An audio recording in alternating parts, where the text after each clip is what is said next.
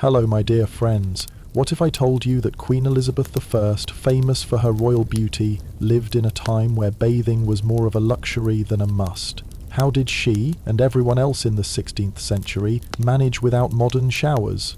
It's an interesting idea, isn't it? We often take today's hygiene practices for granted, but back then things were very different. So, before you settle in, take a moment to like the video and subscribe, but only if you really enjoy what I do here. Now, dim the lights, maybe turn on a fan for that soft background hum, and let's ease into tonight's journey together. You've probably never imagined Queen Elizabeth I stepping into a bath in the same way you might today, but let's start there. Her approach to bathing was certainly a curious one for someone of her stature. Imagine yourself in the 16th century, walking in the royal courts of England. The air smells of perfume, the halls echo with the voices of nobles, and in the midst of it all is the Queen, who, like her court, struggled with personal hygiene, though of course her struggles were much different from those of her subject. Elizabeth, like many rulers of the time, didn't bathe as often as we might think. The concept of regular bathing wasn't as widespread as it is now. In fact, the Queen's personal bathing habits were quite rarefied compared to most people, who often went without water for months.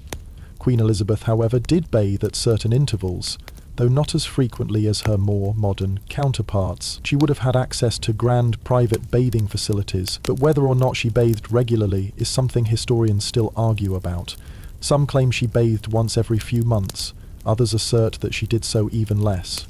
Regardless, it wasn't a habit that was given much importance in her time. Why was bathing such a rarity? It wasn't because people didn't know the benefits of cleanliness. Rather, it had more to do with the cultural and practical limitations of the time. The quality of water, the lack of soap, and the general misconception about water being unhealthy due to its association with disease. These were just a few factors at play. There was also the political intrigue of the time. Queen Elizabeth's public image was just as important as her health, and perhaps her limited bathing was a strategic choice, part of her carefully curated persona. After all, a monarch was meant to appear distant, untouchable, and, perhaps, even a little otherworldly. As we continue our journey into the 16th century, let's step into the larger world of bathing rituals that stretched beyond the walls of the royal court. Public bathing was an essential part of everyday life for most people during this period. Bathhouses were popular social centres, almost like the ancient version of today's spas. These bathhouses offered more than just a place to cleanse. They were spaces for relaxation, networking, and even entertainment. You'd walk into a large room where the air is thick with steam, people chatting away, and the sound of water splashing all around. While Elizabeth herself may have not indulged in regular bathing, her subjects certainly did.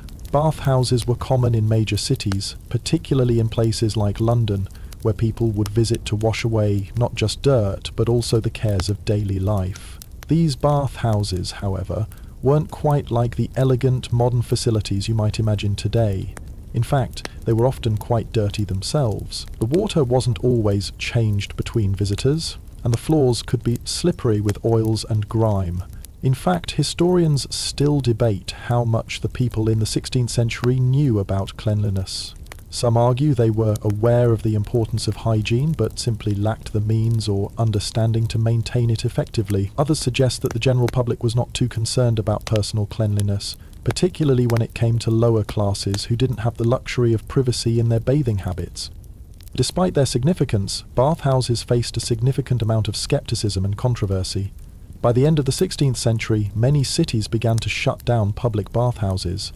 The rising fear of diseases like the plague, which was often associated with such communal spaces, caused bathhouses to lose their appeal. People began to believe that too much water could actually make you ill, and the steam rooms were often filled with not just water, but diseases too. This belief further discouraged the practice of public bathing, even though it remained an essential part of life for centuries. The growing discomfort surrounding the idea of communal bathing would eventually lead to a dramatic shift in attitudes toward personal hygiene in the centuries that followed. As we continue our journey into the 16th century, let's step into the larger world of bathing rituals that stretched beyond the walls of the royal court.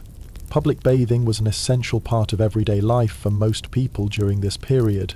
bathhouses were popular social centres, almost like the ancient version of today's spas.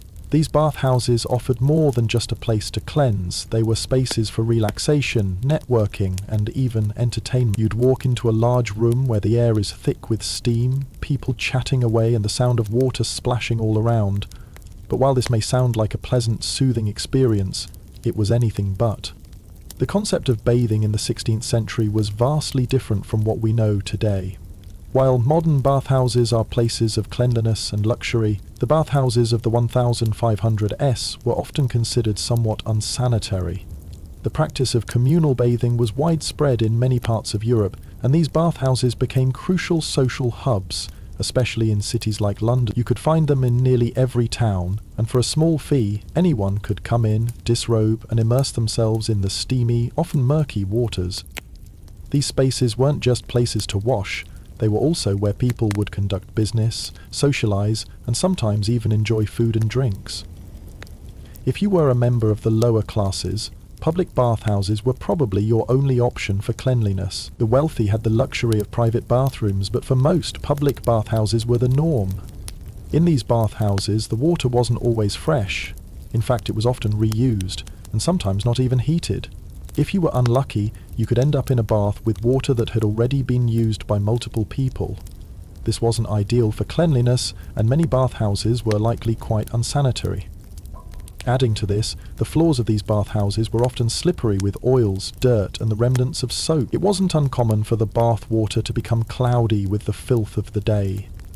This is not the kind of clean we're used to, and it's easy to see why bathing didn't hold the same sense of cleanliness as it does today. But at the time, people believed that this was simply the way things were done. Cleanliness was important, yes, but it was also a luxury that few could enjoy regularly. The Queen herself may not have indulged in frequent baths, but she wasn't immune to the idea of bathing altogether. The royal court, however, was a different story. Here, the privileges of royalty gave Elizabeth access to much more luxurious facilities. While the public often had to contend with dirty water and unsanitary conditions, those in power could afford private baths. The Queen, however, was not someone who indulged in this practice regularly. There's no definitive evidence about how often she bathed, but it's widely believed that she had her own private bathhouse in the palace, where she could occasionally cleanse herself. Despite her access to the luxury of private bathing, it was still a rare event for her to do so, and she didn't seem to prioritize it as much as modern monarchs might. Hygiene in her day, after all, was a very different concept, and the royal image that Elizabeth crafted was centered around distance, mystery, and, in some cases, the absence of personal touch. Bathing regularly may have threatened this carefully maintained persona. For the common folk, however, the bathhouses were integral to their lives. For many people in Elizabethan England, these bathhouses were their only means of hygiene, and visiting them was a communal activity. At these baths, it wasn't uncommon to see people of different social classes coming together to bathe. This may have been one of the few places in society where the aristocracy and lower classes interacted in such an intimate setting. The workers in the bathhouses, often the poorest of society, managed the water, ensuring it was changed between bathers, though not always thoroughly. You could see workers heating the water, bringing in fresh supplies of herbs to infuse the water with scents, and scrubbing down the wooden benches. The rich, of course, could hire private servants to attend to them, while the poor often had to make do with less luxury. The social aspect of these bathhouses cannot be overstated. You might think of the bathhouse as just a place for cleaning, but it was also a critical part of the social fabric. People would meet new acquaintances, catch up with friends, and sometimes even make business deals. The bathhouse was an essential meeting point, especially for people who did not have the luxury of private spaces. It was a place to relax, exchange gossip, and engage in the kinds of conversations that only such intimate spaces could foster. Whether you were rich or poor, the bathhouse provided a common ground, even if the conditions were less than ideal. But things began to change. Over time, bathhouses started to face increased scrutiny, especially as the understanding of disease began to evolve. The most significant factor that began to affect the popularity of bathhouses in the late 16th century was the rise of the bubonic plague and other contagious diseases. The idea that water could carry illness became more prevalent, and people began to fear communal bathing, believing that the stagnant, often unsanitary waters were a breeding ground for disease. Bathhouses, once considered essential, quickly became associated with the spread of illness, and as a result their popularity began to decline. Historians still debate how much the fear of disease influenced public attitudes toward bathing. Some argue that people in the 16th century did in fact understand the connection between hygiene and health, but simply had no means of addressing the problem effectively. Others claim that the fear of water as a potential disease vector was not as widespread as it's often portrayed. Some people continued to bathe, despite the growing fears. In fact, many wealthy families even turned to private bathhouses within their homes to avoid the unsanitary conditions of public ones. Over time, however, public bathhouses fell into disfavor, and people began to adopt new practices for keeping themselves clean. By the end of the 16th century, most public bathhouses had closed down, and the idea of bathing regularly began to fall out of favor in many parts of Europe. The influence of the Protestant Reformation, which spread through much of Europe during this time, also played a role in the declining popularity of bathing. Protestants, in particular, were wary of the indulgence they saw in the luxurious bathhouses. They believed that bodily cleanliness was less important than spiritual cleanliness, and so they discouraged the practice of regular bathing. At the same time, the Catholic Church also viewed such indulgences with suspicion, promoting a more ascetic way of life. The closure of public bathhouses marked the end of an era for communal bathing, and the practice of washing oneself with water slowly faded away in favor of using oils, perfumes, and other methods of cleaning the body. But while the public bathhouse may have vanished, its legacy still echoes in our modern-day spas and wellness centers, where the primary goal is still relaxation and rejuvenation, albeit with much more sanitary conditions. When we think of a royal figure like Queen Elizabeth I, we often imagine her surrounded by the grandeur of the court, elaborate gowns, sparkling jewels, and, of course, an entourage that kept her every need in check. But what many forget is that she was also a woman navigating the peculiarities of personal hygiene, during a time when bathing was far from a routine. As the monarch, her health and appearance were scrutinized by the public and the court, making it essential for her to manage not just her kingdom, but also her image. While Elizabeth's court enjoyed certain luxuries unavailable to most, the concept of privacy, especially when it came to something as personal as bathing, was extremely important. The question arises, how did someone as powerful as Queen Elizabeth I maintain the balance between her public image and her private hygiene? The answer lies in the very notion of private bathing. The Queen did not bathe frequently, but when she did, it was a grand affair, often conducted in the privacy of her personal chambers. Despite the lack of modern plumbing, Elizabeth had access to some of the best bathhouses of the time, which were private and luxurious, serving the nobility. However, the fact that she chose not to bathe regularly has led some historians to question whether cleanliness was even a priority for her. Many argue that her minimal bathing was likely influenced by the standards of the time. After all, she wasn't alone in this regard. Interestingly, historical records suggest that Elizabeth took great care in how she presented herself to the court, though it was less about cleanliness and more about projecting power, mystique, and divine right. To protect her skin, Elizabeth used elaborate face creams made from ingredients like egg whites and rosewater, which helped preserve her appearance. But despite her outward image of perfection, the fact remains that bathing wasn't as vital to her as it is for us today. Perhaps it was less about the physical cleanliness and more about maintaining her carefully constructed aura. Historians still debate the extent to which Elizabeth's royal image was influenced by her avoidance of regular bathing.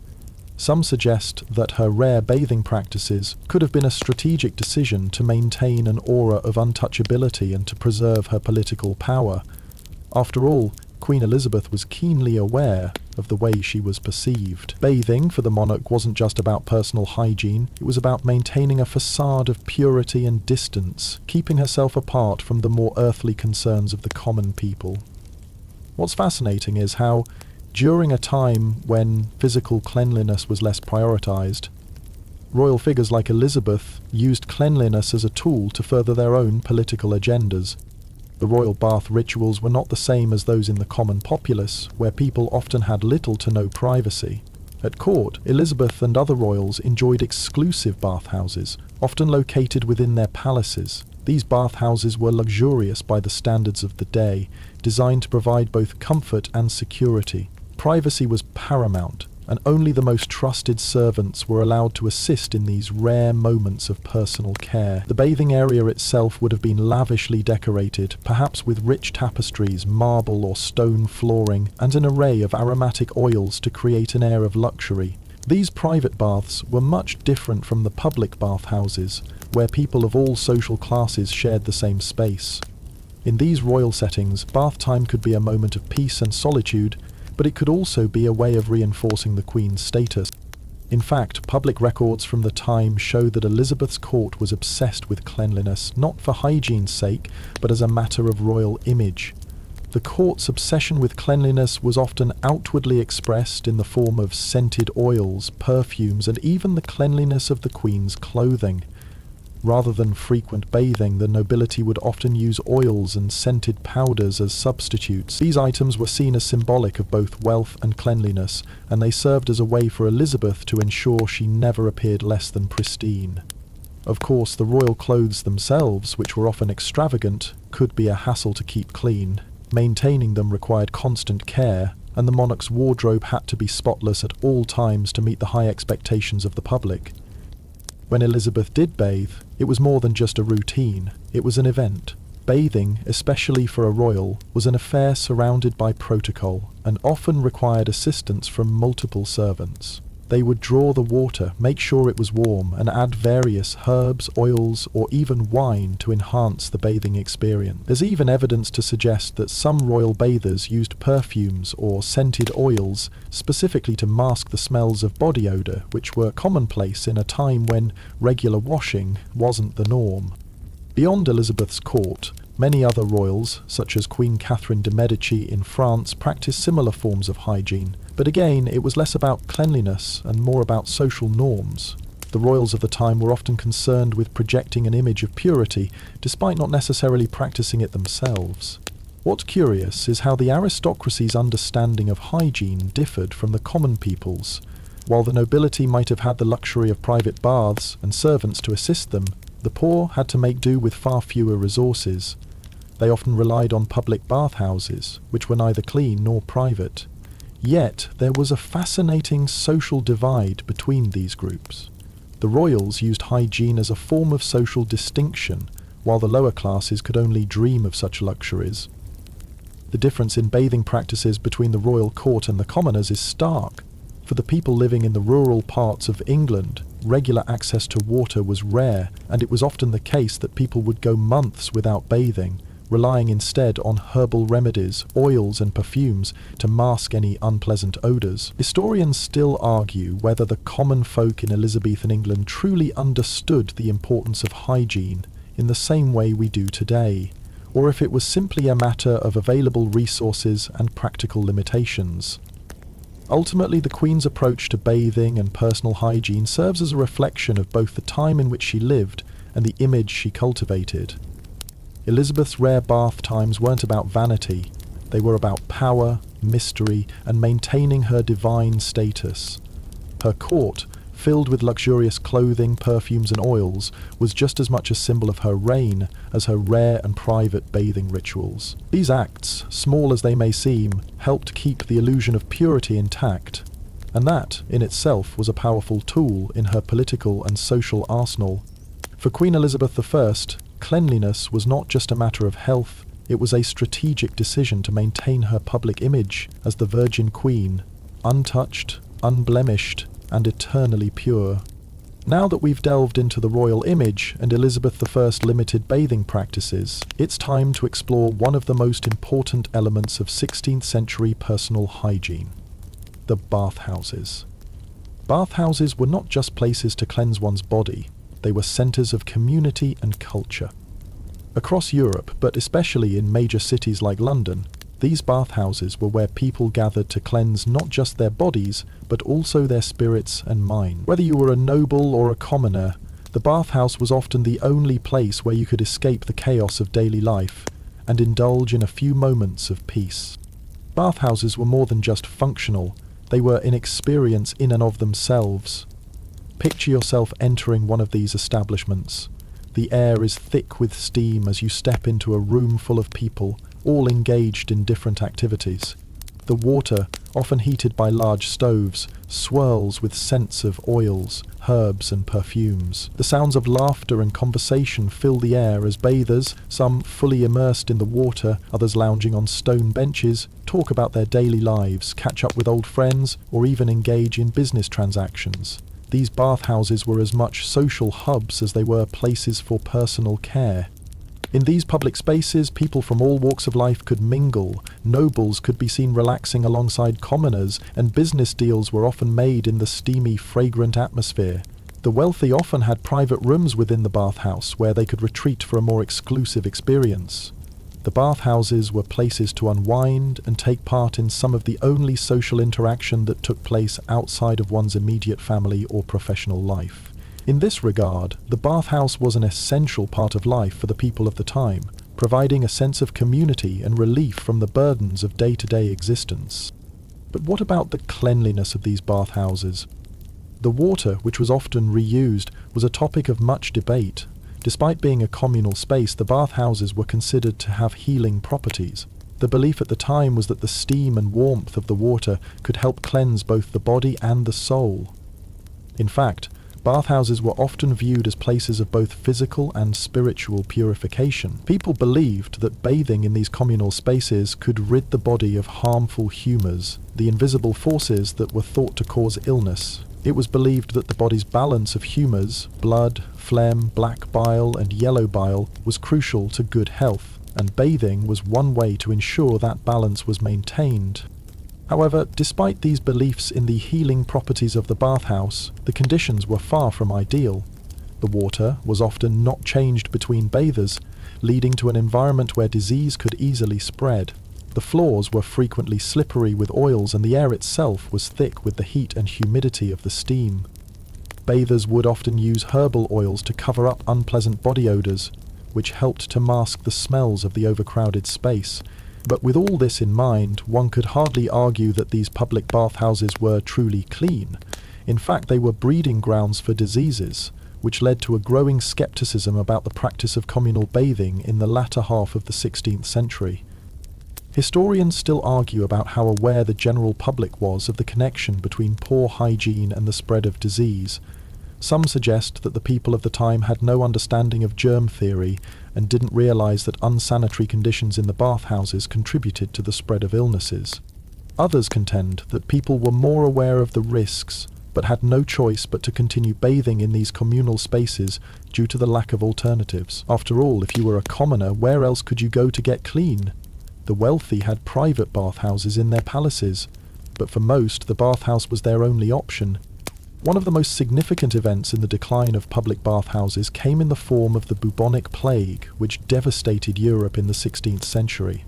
The disease, which spread rapidly through crowded areas, was often linked to unsanitary conditions. Bathhouses, with their communal nature and often unclean water, became feared as sites of contagion. People began to associate water with disease, and the idea of bathing regularly became less appealing to the public. This fear, combined with growing concerns about the dangers of communal bathing, led to the closure of many public bathhouses in major cities. In the eyes of the people, these places, once considered centres of health, now became symbols of danger. The growing association between bathhouses and disease led to their decline in popularity, and many were eventually closed down. The debate about the health benefits of bathing continued for centuries, with varying opinions about how often people should bathe and whether it was necessary at all. Some believed that the body's natural oils were enough to keep people clean, while others felt that the act of bathing itself was essential for maintaining good health. The rise of the Protestant Reformation played a role in shaping these beliefs. Protestants, who were wary of indulgences and physical pleasures, viewed the act of bathing as a form of excess. The Catholic Church, too, frowned upon the luxurious bathhouses, promoting a more ascetic lifestyle. As these religious movements gained momentum, the popularity of bathhouses began to wane. Despite the decline in the popularity of public bathhouses, they were far from disappearing entirely. wealthy families continued to have private bathhouses, and the practice of bathing was still common in more rural areas. However, the social dynamics of the bathhouse began to shift. No longer were they places for relaxation and socialization for the common folk. Instead, they became a rarity. Only the wealthy and powerful could afford the luxury of bathing in a private setting, while the rest of the population made do with less frequent and less effective alternatives. In the centuries that followed, the popularity of public bathing would eventually return, but in a much different form. Modern spas and wellness centres, with their clean, sanitary facilities and professional staff, replaced the grimy, overcrowded bathhouses of the 16th century. Today, we can visit luxurious spas to unwind and rejuvenate, but we are also aware of the importance of maintaining proper hygiene and health standards. The history of public bathhouses serves as a fascinating reminder of how far we have come in our understanding of hygiene and the importance of cleanliness in maintaining good health. The history of personal hygiene during the 16th century is also marked by the ingenious, if unusual, methods people used to maintain cleanliness in the absence of modern soap. While today we take for granted the convenience of a quick shower with cleansing products readily available, the people of the 1500s had to get creative with what they had. Soap, as we know it today, was a luxury item in many parts of Europe, and its use wasn't widespread. In fact, soap wasn't even always considered essential for hygiene. After all, many people went months without ever using it, relying instead on alternative methods to keep themselves fresh. One such method involved the use of herbal mixtures and oils. Herbs like rosemary, lavender, and thyme, along with various essential oils, were frequently added to water to create a pleasant scent while simultaneously helping to cleanse the skin. These concoctions were believed to not only clean, but also purify and heal the body. Herbalists and apothecaries often prepared such mixtures for their customers, and in some cases, bathhouses would offer the option of a herbal bath, where people could soak in water infused with these therapeutic plants. The appeal of herbal baths wasn't just about cleanliness. These plants were thought to have medicinal properties that could improve one's health. Rosemary, for instance, was believed to strengthen the immune system and promote mental clarity, while lavender was commonly used for relaxation and to ease stress. But for those who had less access to these herbal remedies or simply could not afford them, other techniques came into play. People often used dry rubbing as a form of cleaning. This involved using a cloth or a brush to vigorously rub the skin, which would help remove dead skin cells and dirt. It wasn't as thorough as a modern bath, but it did help to remove surface grime. Additionally, certain oils and perfumes would be applied to mask any body odor. Fragrances were an important part of 16th century hygiene rituals. A good scent was a sign of status, and the more affluent would often use scented oils to maintain their clean appearance even if they hadn't bathed in weeks. These oils were often applied to the skin, but also to the hair, to help with the smell and to give the appearance of cleanliness. Historians still argue whether these oils and perfumes actually contributed to cleanliness or simply masked odors, creating the illusion of cleanliness. Some scholars suggest that these oils were purely decorative and served to enhance one's social status. After all, a pleasant scent was an indication of wealth and refinement. Perfumes became a way to showcase one's affluence, and they were often made from exotic ingredients, including flowers, spices, and even ambergris, a rare substance obtained from sperm whales. Wealthy individuals would often spend large sums on perfumes to make sure they were always immaculately scented.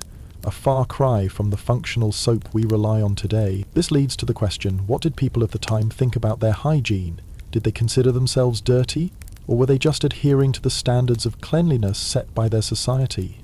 While we might find it hard to believe that anyone could go months without a proper bath, it's important to understand that the concept of cleanliness in the 16th century was quite different from what it is today. People did not think of cleanliness in terms of eradicating germs or bacteria as we do now. Instead, they focused on balancing the body's humours and preventing the bad humours from accumulating. The idea of hygiene as we know it, cleansing the body of all impurities, did not really exist. Instead, cleanliness was more about presenting oneself as fresh and not offensive to others. The hygiene of the time was also affected by the fact that many people lived in crowded, unsanitary conditions. In the poorer areas of cities, people often lived in close quarters, with little access to clean water or waste management. This meant that personal hygiene practices were often limited to what could be done without access to a private bath. But for those who could afford it, private baths or visits to bathhouses allowed them to maintain a degree of personal cleanliness that others couldn't. However, as we saw in Section 3, this idea of cleanliness was often more about perception than actual sanitation.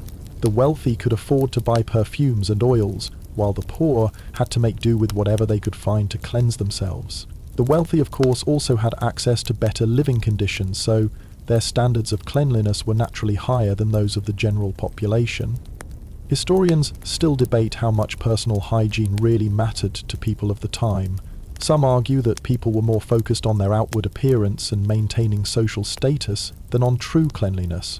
This is particularly evident when we consider the amount of effort that went into perfumes and oils, which were used not only for personal care but also as a way of signaling wealth and refinement. For the elite, cleanliness was more about creating the illusion of purity and grace rather than actual hygiene practices.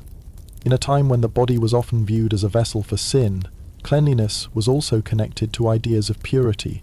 Bathing, or at least appearing clean, was a sign of virtue and moral integrity. The Queen, with her use of oils and perfumes, projected an image of purity despite not regularly bathing. But for common folk, cleanliness was often a matter of practicality rather than social image. The lack of access to private baths meant that people had to make do with what they had. Rubbing one's skin, using oils, and covering the body with perfume were all ways to stay clean, but they were also ways to protect one's social status. Hygiene was in many ways intertwined with social identity, whether you were wealthy enough to afford clean clothes and oils or had to make do with the basic essentials. But what about the long-term effects of these practices? How did people of the 16th century cope with the fact that their hygiene practices were not as effective as they would be today? Some argue that this lack of cleanliness contributed to the spread of diseases, including the infamous bubonic plague. The close quarters in which many people lived, combined with the limited means of personal hygiene, created a breeding ground for illness. Others, however, suggest that the human body, despite its lack of modern sanitation, was more resilient than we might think. People of the time lived longer than we often give them credit for, and many of them managed to survive in conditions that we would deem uninhabitable today. Whether it was luck, resilience, or a different understanding of health, the 16th century population persisted, even if their hygiene practices were not what we would consider effective by today's standards. In the end, the question remains, how clean were the people of the 16th century? The answer is complex, but one thing is clear: cleanliness was viewed through a very different lens. It was as much about social status, personal presentation, and the avoidance of disease as it was about eradicating dirt and germs. For Queen Elizabeth I, cleanliness wasn't just about health, it was about maintaining a powerful image. For others, it was a more practical, and sometimes perfumed, way of managing what little they had. Despite the lack of modern conveniences, people in the 16th century found ways to navigate personal hygiene, though it was far from the daily routine we are accustomed to today. As we continue our exploration of personal hygiene in the 16th century, we can't overlook the fascinating role that herbal remedies played in the lives of people during this time. While modern science has provided us with an array of chemical products for cleansing, deodorizing, and healing, people in the 1500s had to rely on nature's offerings to maintain their health and cleanliness. Herbal remedies were not only a central part of medicinal practices, but also played a significant role in the realm of personal care. In the absence of modern soap, one of the most common methods for maintaining hygiene involved the use of herbal baths and infusions. Many plants were believed to possess cleansing and purifying properties, making them valuable ingredients for people's hygiene routines. Lavender, rosemary, thyme, and sage were some of the most widely used herbs, each with its own supposed benefits. Lavender, for example, was used not only for its pleasant fragrance, but also for its ability to soothe the skin and promote relaxation. Rosemary was considered an excellent herb for stimulating circulation, improving mental clarity, and even helping to prevent the onset of various illnesses. These herbs were either steeped in water to create a soothing bath or used to scent the body after bathing. Herbalists of the time were highly regarded, with many skilled in the art of creating infusions, oils, and salves for their clients. A visit to the herbalist was common for those who could afford it, and the remedies provided by these specialists were seen as a crucial part of maintaining both hygiene and health. Bathing with herbal infusions was often thought to cleanse not only the body but the mind and spirit, as many believed that the balance of humours within the body could be corrected through the use of these herbs. For the common folk who didn't have access to professional herbalists, there were still plenty of ways to take advantage of these natural remedies. Many people grew their own herbs in small gardens or gathered them in the wild. The knowledge of which plants could heal and cleanse was passed down through generations, with remedies being adapted to local customs and resources. For instance, if someone had access to a nearby river or stream, they could easily gather fresh mint or thyme and use it in a variety of ways, from making a soothing herbal tea to adding it to their bath water. For those living in more urban settings, the market provided a range of herbs, though they could be expensive depending on the season. Despite their popularity, herbal remedies didn't come without their challenges. There were numerous dangers associated with the use of plants, as many herbs could be toxic or cause allergic reactions. In a world without the scientific knowledge we possess today, people often had to rely on trial and error when it came to herbal treatments. While some herbs were beneficial, others might have caused more harm than good. This led to a growing skepticism about herbal remedies, especially in the face of the ever-present threat of disease. The same herbs that were used for cleansing and relaxation could also carry with them a risk of poisoning or allergic reactions. Historians still argue about how effective these herbal remedies really were in promoting health and hygiene. While some assert that herbs were crucial in maintaining bodily balance, others believed that these treatments were largely placebo effects. The fact that many herbs were used for both medicinal and cosmetic purposes with little scientific validation raises questions about their true efficacy. Nevertheless, it is clear that these remedies had a significant impact on the hygiene practices of the time, offering a sense of security and comfort for those who believed in their healing powers. One of the most common uses of herbal remedies in the realm of personal hygiene was in the form of ointments and oils. These oils, often infused with fragrant herbs, were applied to the skin after a bath or during the course of daily life. They served several purposes, helping to mask body odors, moisturize the skin, and provide a soothing, calming effect. Some oils were even believed to have healing properties, capable of treating minor wounds, burns, and skin irritations. For example, lavender oil was not only used as a fragrance but also as a treatment for burns and cuts. Similarly, rosewater, with its cooling and refreshing properties, was commonly used to soothe the skin and maintain freshness. As strange as it may seem today, these herbal oils were often seen as superior to soap in terms of maintaining hygiene. In fact, soap itself was often viewed with suspicion. The use of soap was somewhat controversial during this time, as it was often associated with impurities or even with the moral corruption of bathing too frequently. Some people believed that bathing too often could open the pores of the skin, allowing illness to enter the body. Bathing was often considered to be something of an indulgence, a luxury reserved for the rich.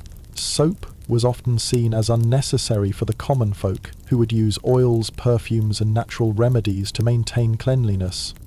Despite the popularity of herbal remedies, there was also a growing interest in perfumes and other fragrance products. The use of perfumes was not just about masking odors, but was also seen as a status symbol.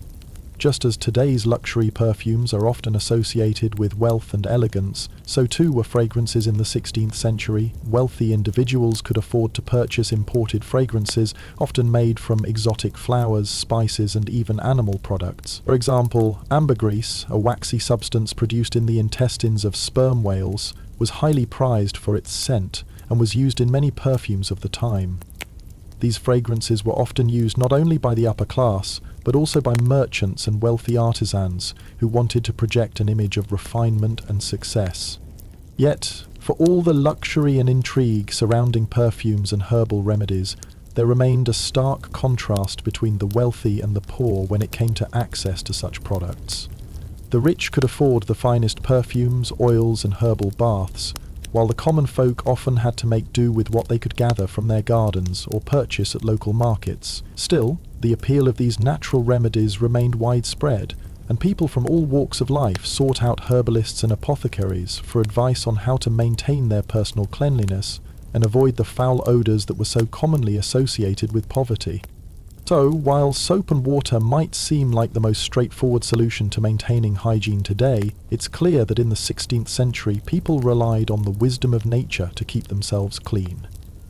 The herbs and oils used by people during this time may not have been as effective as modern soap, but they represented a fascinating blend of science, superstition, and cultural norms that shaped the hygiene practices of the day. The use of natural remedies wasn't just about cleanliness. It was about maintaining one's health, appearance, and social status in a world where both body and spirit were inextricably linked. Historians still debate how effective these herbal remedies truly were. Some argue they helped promote health, while others contend they were merely comforting rituals. Regardless, it is undeniable that the herbs and oils used in the 16th century were a critical part of personal hygiene and played an essential role in the daily lives of those living in this fascinating period of history. In the 16th century, hygiene practices and the maintenance of cleanliness were intimately tied to the prevailing medical theories of the time. The concept of bodily humours, which had been introduced by Hippocrates and later expanded upon by Galen, deeply influenced how people viewed their health and hygiene. According to these ideas, the human body was made up of 4 humours: blood, phlegm, black bile, and yellow bile. The balance of these humours was thought to determine one's health, temperament, and even the appearance of their skin. When the humours were out of balance, it was believed that the body would suffer from ailments, and the only way to restore balance was through specific treatments, including bathing, the use of herbal remedies, and even bleeding. Bathing, especially in the royal and aristocratic circles, was often seen as an important way to restore balance to the humours. The warm water and steam from the bath were thought to open the pores and expel the bad humours from the body, thereby promoting health and wellness. Bathhouses were particularly revered for their perceived healing powers, and people believed that soaking in herbal-infused baths would cleanse their bodies of impurities and restore balance. However, as we discussed earlier, this wasn't always effective in the way we might hope. The quality of water in bathhouses was far from ideal, and the spread of diseases such as the bubonic plague in these very spaces led many to question the validity of these practices. Despite the apparent drawbacks, the connection between personal hygiene and health in the 16th century was undeniably linked to the humoral theory. Doctors and physicians of the time would often prescribe bathing as part of a treatment plan to restore the proper balance of humours, especially for illnesses that were believed to be caused by an excess or imbalance of certain humours.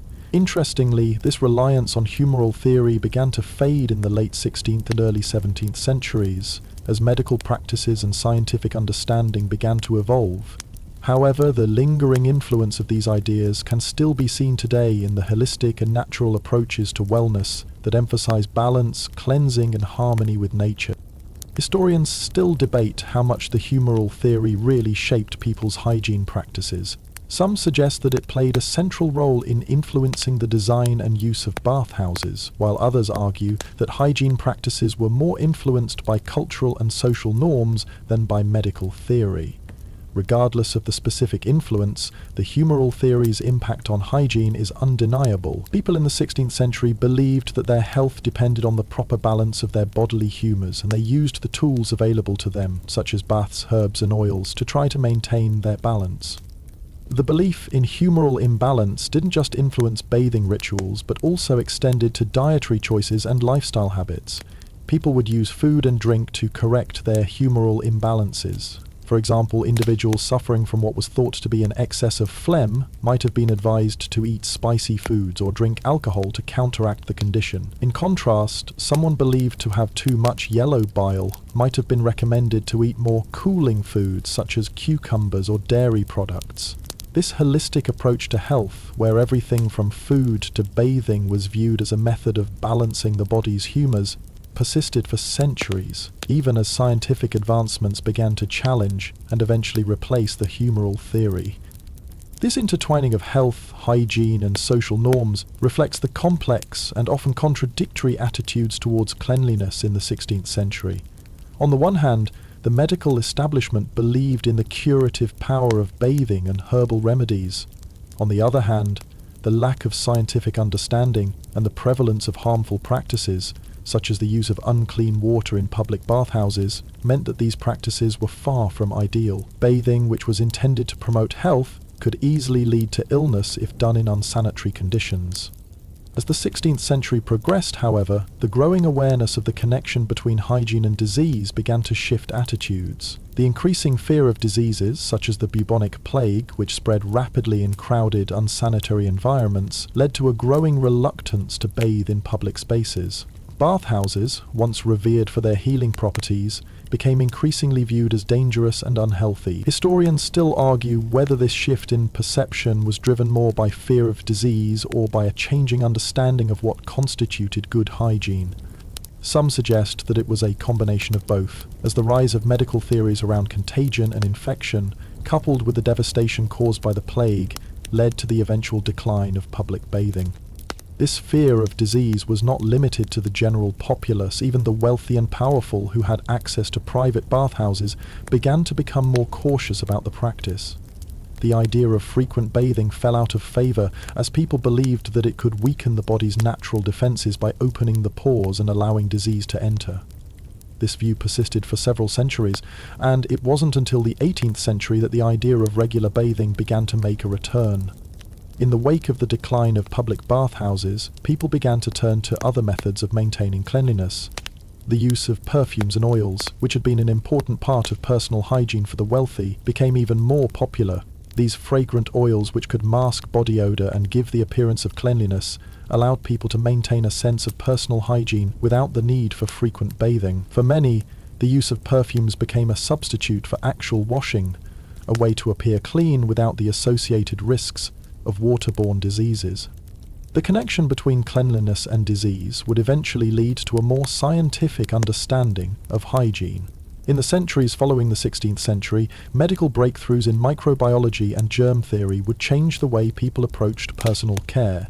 Bathing would eventually be recognized not just as a social ritual or a medical practice, but as an essential part of maintaining good health. This evolution, however, took time, and the practices of the 16th century laid the groundwork for our modern understanding of hygiene. Historians often debate the true significance of the 16th century in the development of hygiene practices. While some argue that it was a period of stagnation and misunderstanding, others suggest that it was a time of experimentation and evolution.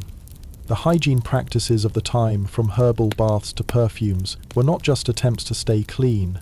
They were part of a larger effort to understand the human body, its needs, and its vulnerabilities. These practices, flawed as they may have been, represented an important step in the ongoing journey towards the hygiene standards we take for granted today.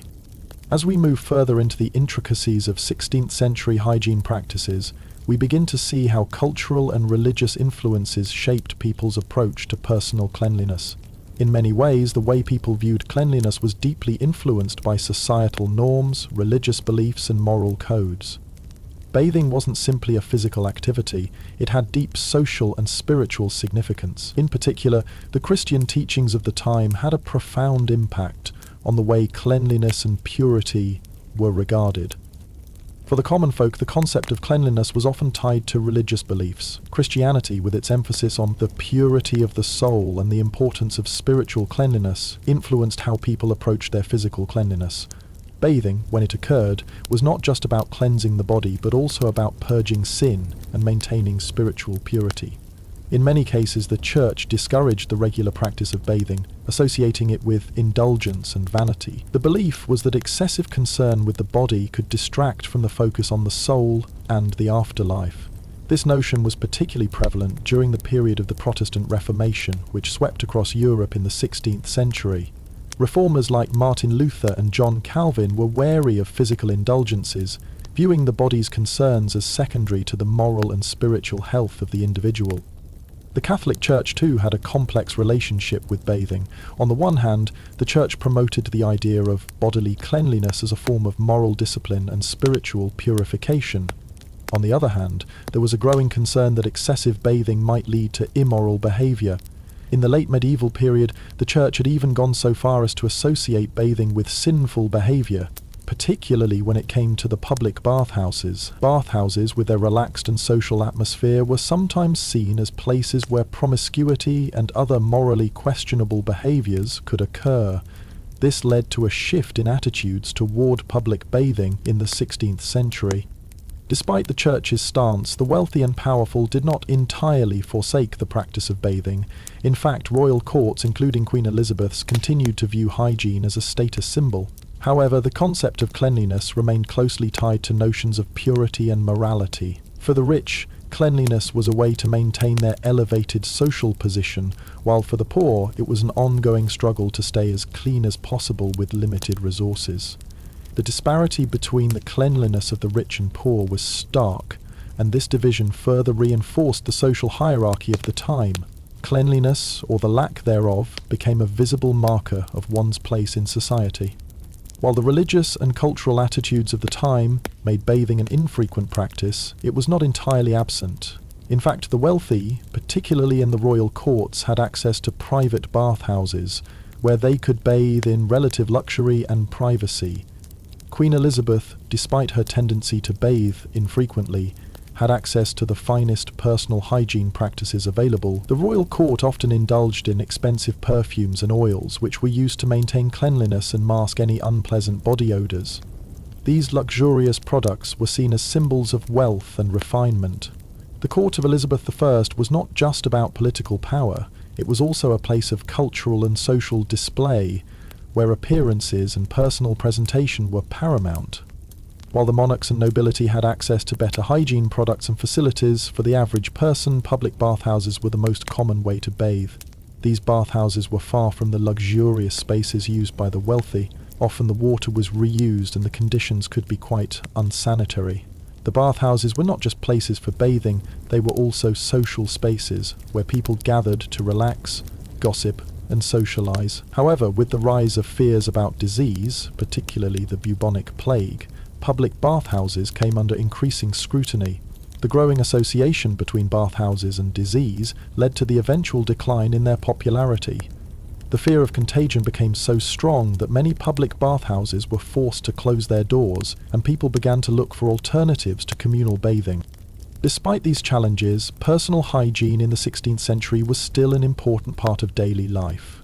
For the common people, cleanliness was achieved through the use of oils, perfumes, and other methods of masking body odor. It was not uncommon for people to go months without a proper bath, especially in rural areas, but they would still make use of perfumes and other fragrant substances to maintain the appearance of cleanliness. The use of perfumes, particularly by the wealthy, became an essential part of social life.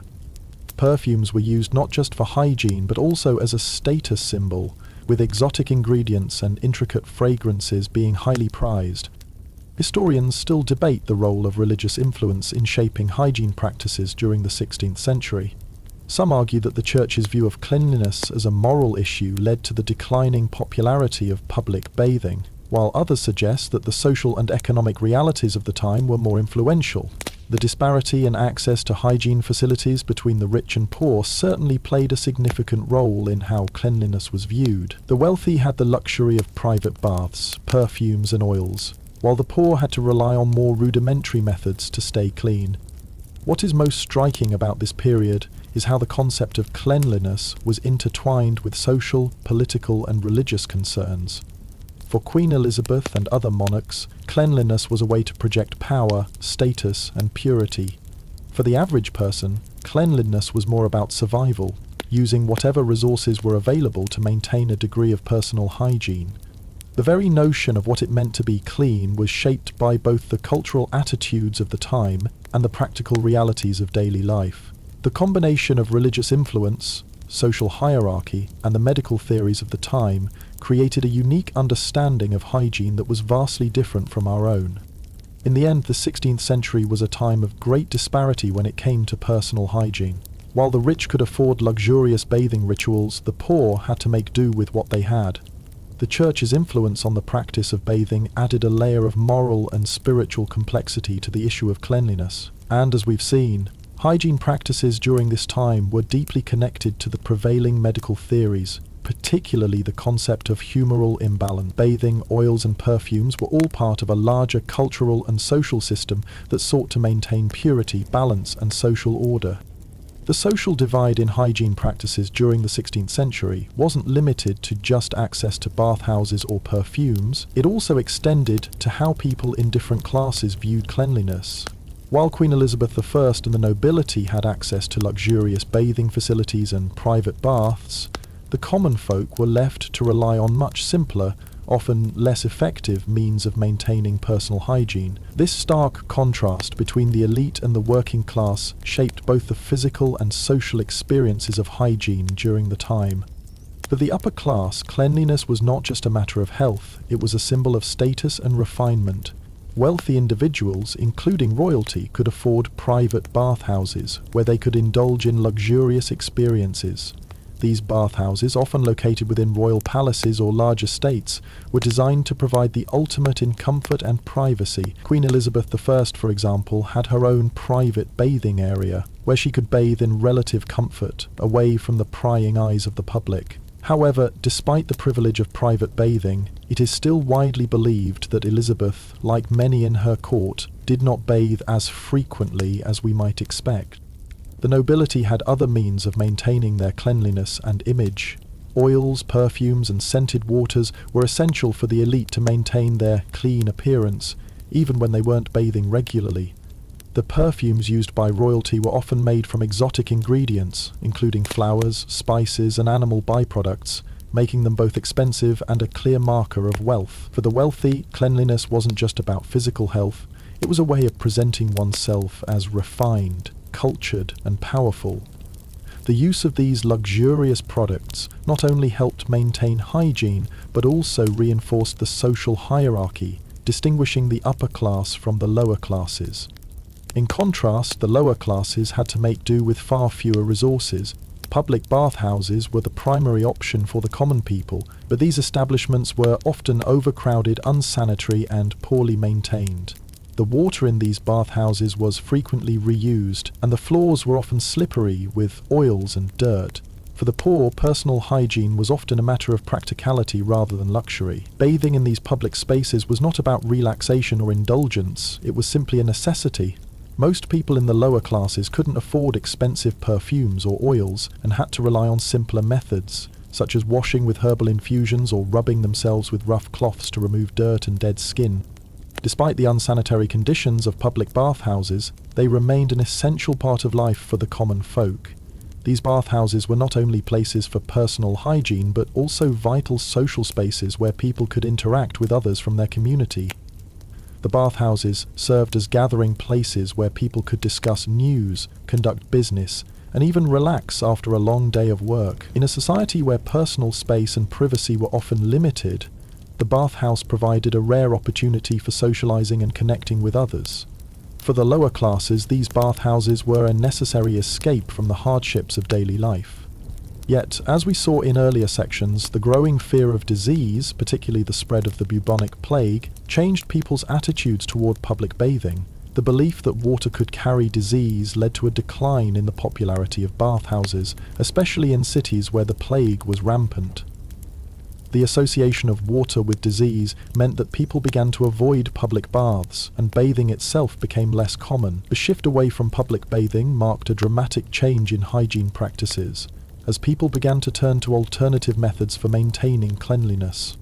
Historians still debate whether the rise of the plague and the associated fear of communal bathing was the main catalyst for the decline of public bathhouses, or whether it was the combination of various factors.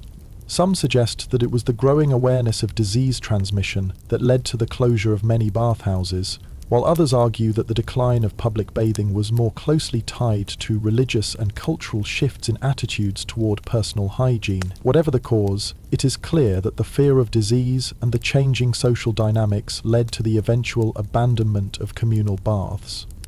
For the common people, the closure of bathhouses created a new set of challenges. Without public baths, many were left to rely on makeshift methods to stay clean. Herbal remedies, oils and perfumes remained popular, but these products were often difficult to obtain for those without the means to purchase them.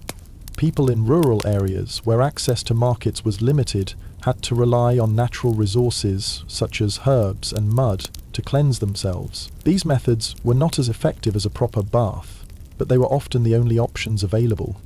At the same time, the upper class continued to have access to private bathhouses and luxurious bathing rituals. While public bathhouses were disappearing, private baths were still considered an essential part of maintaining one's status. The wealthy continued to indulge in scented oils, herbal baths, and perfumes, ensuring that they maintained their appearance of cleanliness. However, even for the rich, the fear of disease meant that bathing was becoming less frequent. In the 16th century, bathing was still seen as something of an indulgence, a luxury that could potentially expose the body to illness.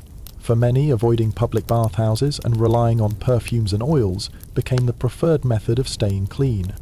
This divide between the rich and poor in terms of hygiene practices is a reflection of the larger social and economic inequalities that defined the 16th century. While the nobility could afford to maintain their cleanliness through expensive products and private facilities, the poor were left to make do with whatever they could find. The fear of disease further exacerbated these differences, as the rich were able to retreat into the safety of their private homes, while the poor were left to navigate the unsanitary conditions of public spaces. Hygiene, in this sense, became yet another marker of social class, reinforcing the divide between the elite and the common folk.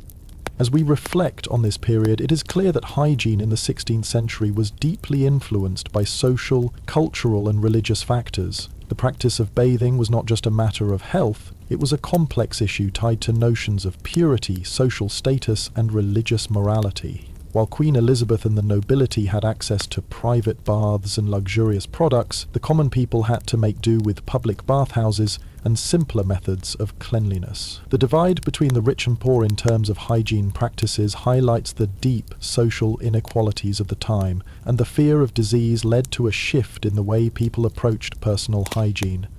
In many ways, the hygiene practices of the 16th century laid the groundwork for the future evolution of cleanliness and public health. As we journey through the fascinating world of 16th century hygiene practices, it's impossible to ignore the complex interplay between cleanliness and the medical understanding of the time. One of the most significant and often puzzling aspects of the period was the belief that water could be harmful to the body. This view, fueled by fears of illness and disease, led many to question whether frequent bathing was actually beneficial or detrimental to one's health. In a time before modern medicine, people often turned to their understanding of the human body's balance of humours to explain these health concerns. The prevailing medical theory of the 16th century, which was deeply rooted in the teachings of Hippocrates and Galen, suggested that the body's health was governed by the balance of four humours: blood, phlegm, black bile, and yellow bile. The imbalance of these humours was thought to be the root cause of illness and disease. So, when it came to hygiene, it was believed that bathing could either help or hinder this delicate balance. For example, hot water was considered to be too stimulating and was thought to open the pores of the skin, which could allow harmful substances to enter the body. Some believed that this could lead to illness, while others argued that it was necessary to sweat out impurities in the body to maintain good health. This belief in the dangers of water led to a growing fear of bathing. In fact, some medical experts of the time even suggested that too much bathing could weaken the body's defences. They feared that frequent immersion in water might lead to the loss of vital bodily fluids, especially if the person emerged from the bath and was exposed to cold air. This concern was particularly prevalent in the colder months, when the risk of catching a cold or developing other respiratory illnesses was higher. The growing reluctance to bathe during the colder seasons only contributed to the general decline in bathing practices during the late 16th century. One of the most striking examples of the 16th century's fear of water was the rise of a popular medical practice known as sweating. Sweating was seen as a way to cleanse the body without exposing it to the dangers of water.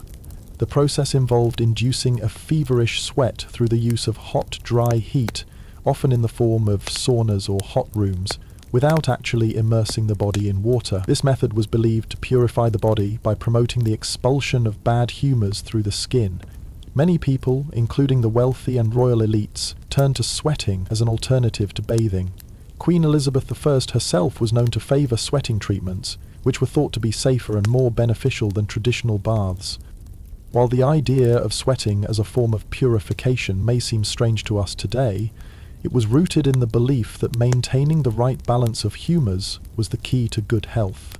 Historians still debate whether this was truly a beneficial practice. Some argue that the sweating method could have been somewhat effective in promoting relaxation and sweating out toxins, while others suggest that it was merely a placebo effect that provided people with a sense of comfort and control over their health. Regardless of its actual efficacy, sweating became a widely accepted practice during the 16th century and continued to be popular well into the 17th century. At the same time, the rise of the fear of bathing in public bathhouses due to their association with disease and contagion led to a greater reliance on personal cleanliness methods that did not involve water. For many people, the most accessible option was the use of perfumes, oils, and scented powders. These products were not only intended to mask odours, but also to convey a sense of cleanliness and refinement. Perfumes, which were often made from a mixture of flowers, herbs, and spices, became an essential part of both personal care and social life. In a world where bathing was infrequent and often impractical, these fragrant substances allowed people to maintain an outward appearance of cleanliness, even if they were not actually bathing regularly. The use of perfumes was especially popular among the wealthy who could afford the finest and most exotic scents. These perfumes were often used in place of frequent bathing, and they became a symbol of both personal hygiene and social status. The royals, like Queen Elizabeth, were particularly fond of these scented oils and perfumes. The Queen was known to wear perfumes made from rare flowers and spices, and her use of these fragrant products became part of her public persona. The idea of maintaining a fresh and pleasant scent, even when bathing was infrequent, became an essential aspect of personal hygiene for the elite. For the common people, however, the use of perfumes was not as widespread. Many people in rural areas, where access to expensive products was limited, had to make do with simpler solutions. They would use locally available herbs and flowers to create their own perfumes. But these scents were often much less refined than the luxurious oils used by the wealthy. Despite the limited access to such products, the use of natural fragrances remained an important part of personal hygiene for people of all classes. For many, the use of oils and perfumes became an essential part of daily life, providing a way to maintain some degree of cleanliness without the luxury of frequent baths. The shift from bathing to the use of perfumes, oils, and sweating treatments marked a significant change in the way personal hygiene was viewed. This period saw a move away from regular washing with water and toward methods that were less invasive and, in some ways, more socially acceptable.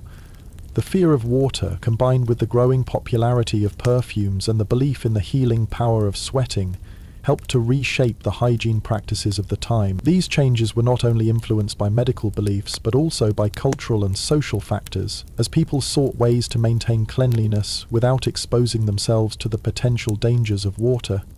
Historians still argue whether this shift away from bathing and toward alternative hygiene practices was a result of medical misconceptions or a natural progression of the time. Some believe that the fear of water and the emphasis on sweating were symptoms of a society that was deeply influenced by the prevailing medical theories, while others argue that it was more of a cultural shift, driven by the desire to maintain social appearances. Either way, the 16th century marked a turning point in the history of hygiene, with the rise of alternative methods that would continue to influence hygiene practices for centuries to come. In a society where cleanliness was so intricately tied to social status and cultural practices, it's no surprise that the elite were particularly concerned with their appearance, and this extended beyond just personal hygiene. The 16th century saw the emergence of a culture where the wealthy did not only clean their bodies, but carefully constructed their public image through their attire, perfumes, and even how they carried themselves. Cleanliness was not just a reflection of health, it was a symbol of social superiority. This connection between hygiene and societal hierarchy created a deeply entrenched class divide in how people approached the concept of being clean. Royalty, like Queen Elizabeth I, were under constant scrutiny for how they maintained their appearance. The Queen, often portrayed as the Virgin Queen, maintained a persona that was pure, untouchable, and entirely separate from the ordinary lives of her subjects. Her rarity in bathing coupled with the use of elaborate perfumes and oils, contributed to her image of mystique. The idea was not only to look pristine, but to appear untouched by the dirt of everyday life. Cleanliness in this sense became an art form, one that conveyed more than health. It communicated power, control, and a carefully constructed persona. For Elizabeth and other members of the aristocracy, appearance was everything, and cleanliness was a key element in this carefully curated public image. As mentioned earlier, perfumes were a prominent feature of their hygiene routine, but it wasn't just the products they used, it was how they used them. For example, Elizabeth's court would often employ servants to prepare her scented oils and lotions, and the Queen herself was known to have favoured certain scents, lavender, rose, and orange blossom, that helped reinforce her status. The perfumes were often mixed with other ingredients like vinegar and wine, which were believed to have purifying properties. This attention to detail created a distinctly regal air around her, reinforcing her status as a ruler who was both immaculate and distant from the realities of everyday life. The Queen's use of oils and perfumes, however, also highlights the challenges of hygiene in the royal court. While she might have had access to the best products available at the time, it is unlikely that her physical cleanliness was ever completely achieved through these methods. It's important to remember that the 16th century was a time of great experimentation in hygiene practices. While some aristocrats, such as Queen Elizabeth, embraced the use of perfumes and scented oils as part of their royal image, the reality was that their bodies still faced the same risks as those of common folk, albeit in different ways. There were still no modern methods to truly cleanse the body or eliminate bacteria, and the connection between poor hygiene and disease was just beginning to emerge in the scientific community. While the nobility was busy cultivating an image of purity and refinement, the common folk had a completely different set of hygiene challenges to contend with. For the lower classes, access to clean water, bathhouses, and perfumes was limited or entirely unavailable. People who lived in crowded, unsanitary conditions often had to make do with what was available to them. In urban centres like London, where public bathhouses were common, the masses could at least rely on communal bathing, though the quality of the experience left much to be desired. Unsanitary water, crowded spaces, and the limited cleaning methods available meant that public bathhouses were a far cry from the luxurious private baths of the elite. Historians still debate whether the rich truly understood how poor their hygiene practices were compared to modern standards, or whether the image of purity they cultivated was enough to shield them from the reality of body odour or physical dirt. There are accounts from the period that suggest some of the wealthiest individuals still suffered from the same problems faced by their poorer counterparts, despite their access to perfumes and oils. The idea that these products could mask the signs of bodily decay or illness was an illusion, as no amount of perfume could prevent the spread of disease or eliminate poor sanitation practices. The 16th century was a time when hygiene was still an art, shrouded in mystery, superstition, and a bit of vanity. The wealthy knew that keeping up appearances was a key element of maintaining their status, and personal cleanliness was a tool for reinforcing that. For them, staying clean wasn't just about health, it was about maintaining their position in society. In fact, much of the hygiene we consider essential today, such as regular bathing and medical understanding of disease prevention, was still very much in its infancy. While Elizabeth I may have had access to the finest bathhouses and products, she too was operating under the limited understanding of cleanliness that defined her time. For the common folk, the story was much different.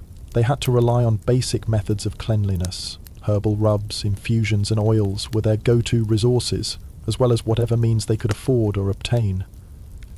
The disparities between the rich and poor were evident in the access to water, the ability to bathe regularly, and the use of luxurious hygiene products. However, these differences in practices also reflect the larger social structure of the time, where the wealthy had resources at their disposal to maintain a level of cleanliness that would have been unimaginable for the masses. Interestingly, the fear of disease that was associated with communal bathing eventually led to a re-evaluation of public hygiene and set the stage for the hygiene revolutions of the future.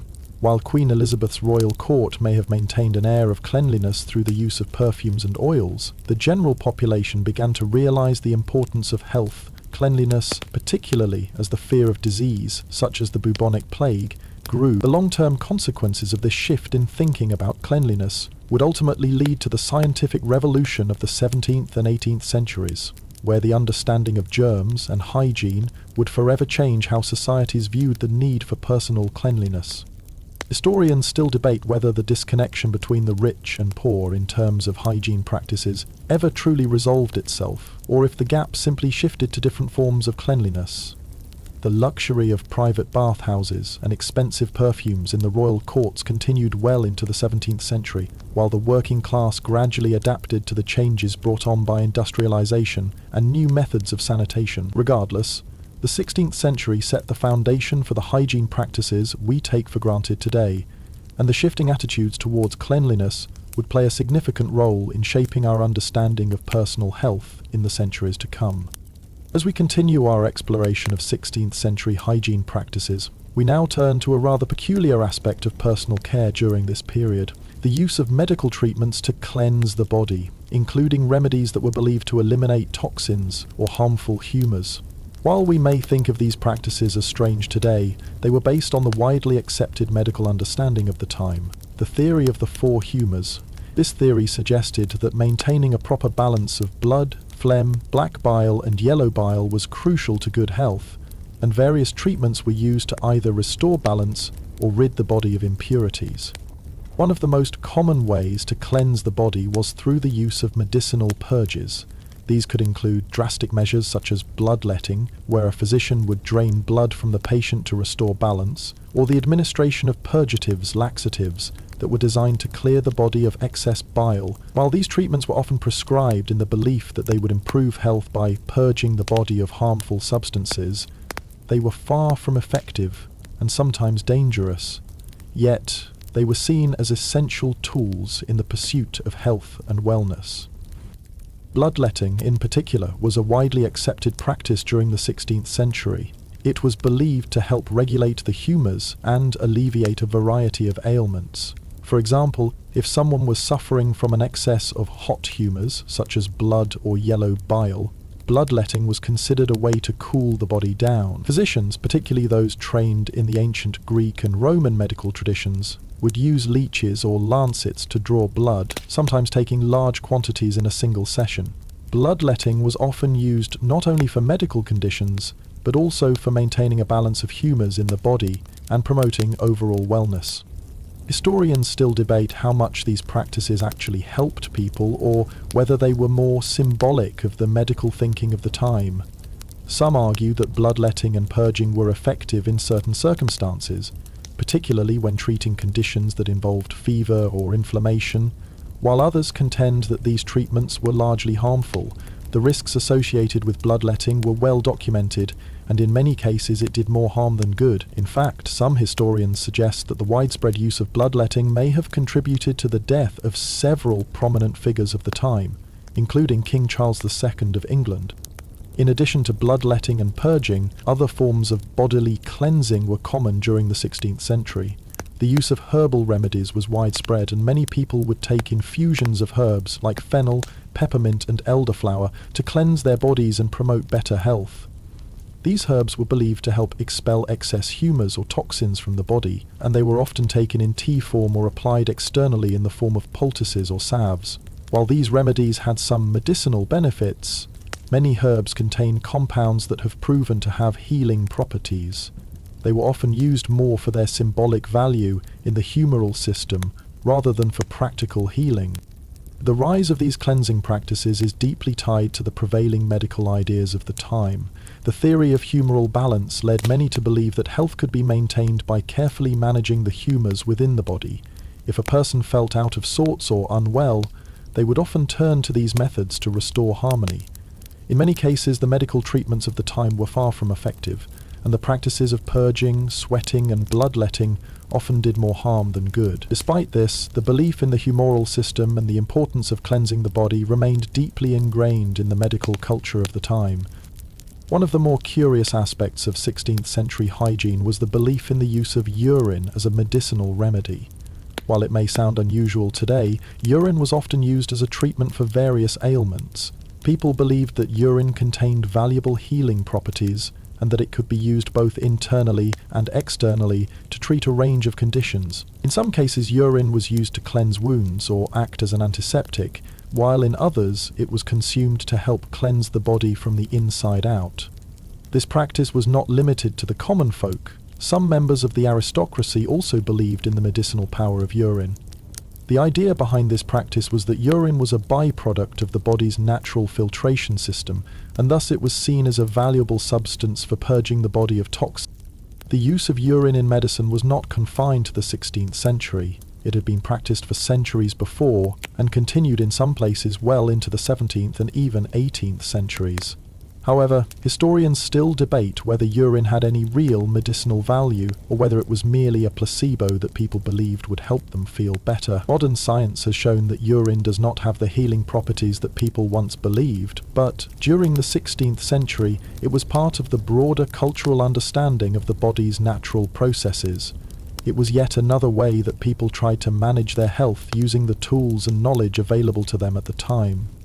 In the context of 16th century hygiene, the belief in the healing powers of urine reflects the broader medical understanding of the time, which relied heavily on natural remedies and humoral balance.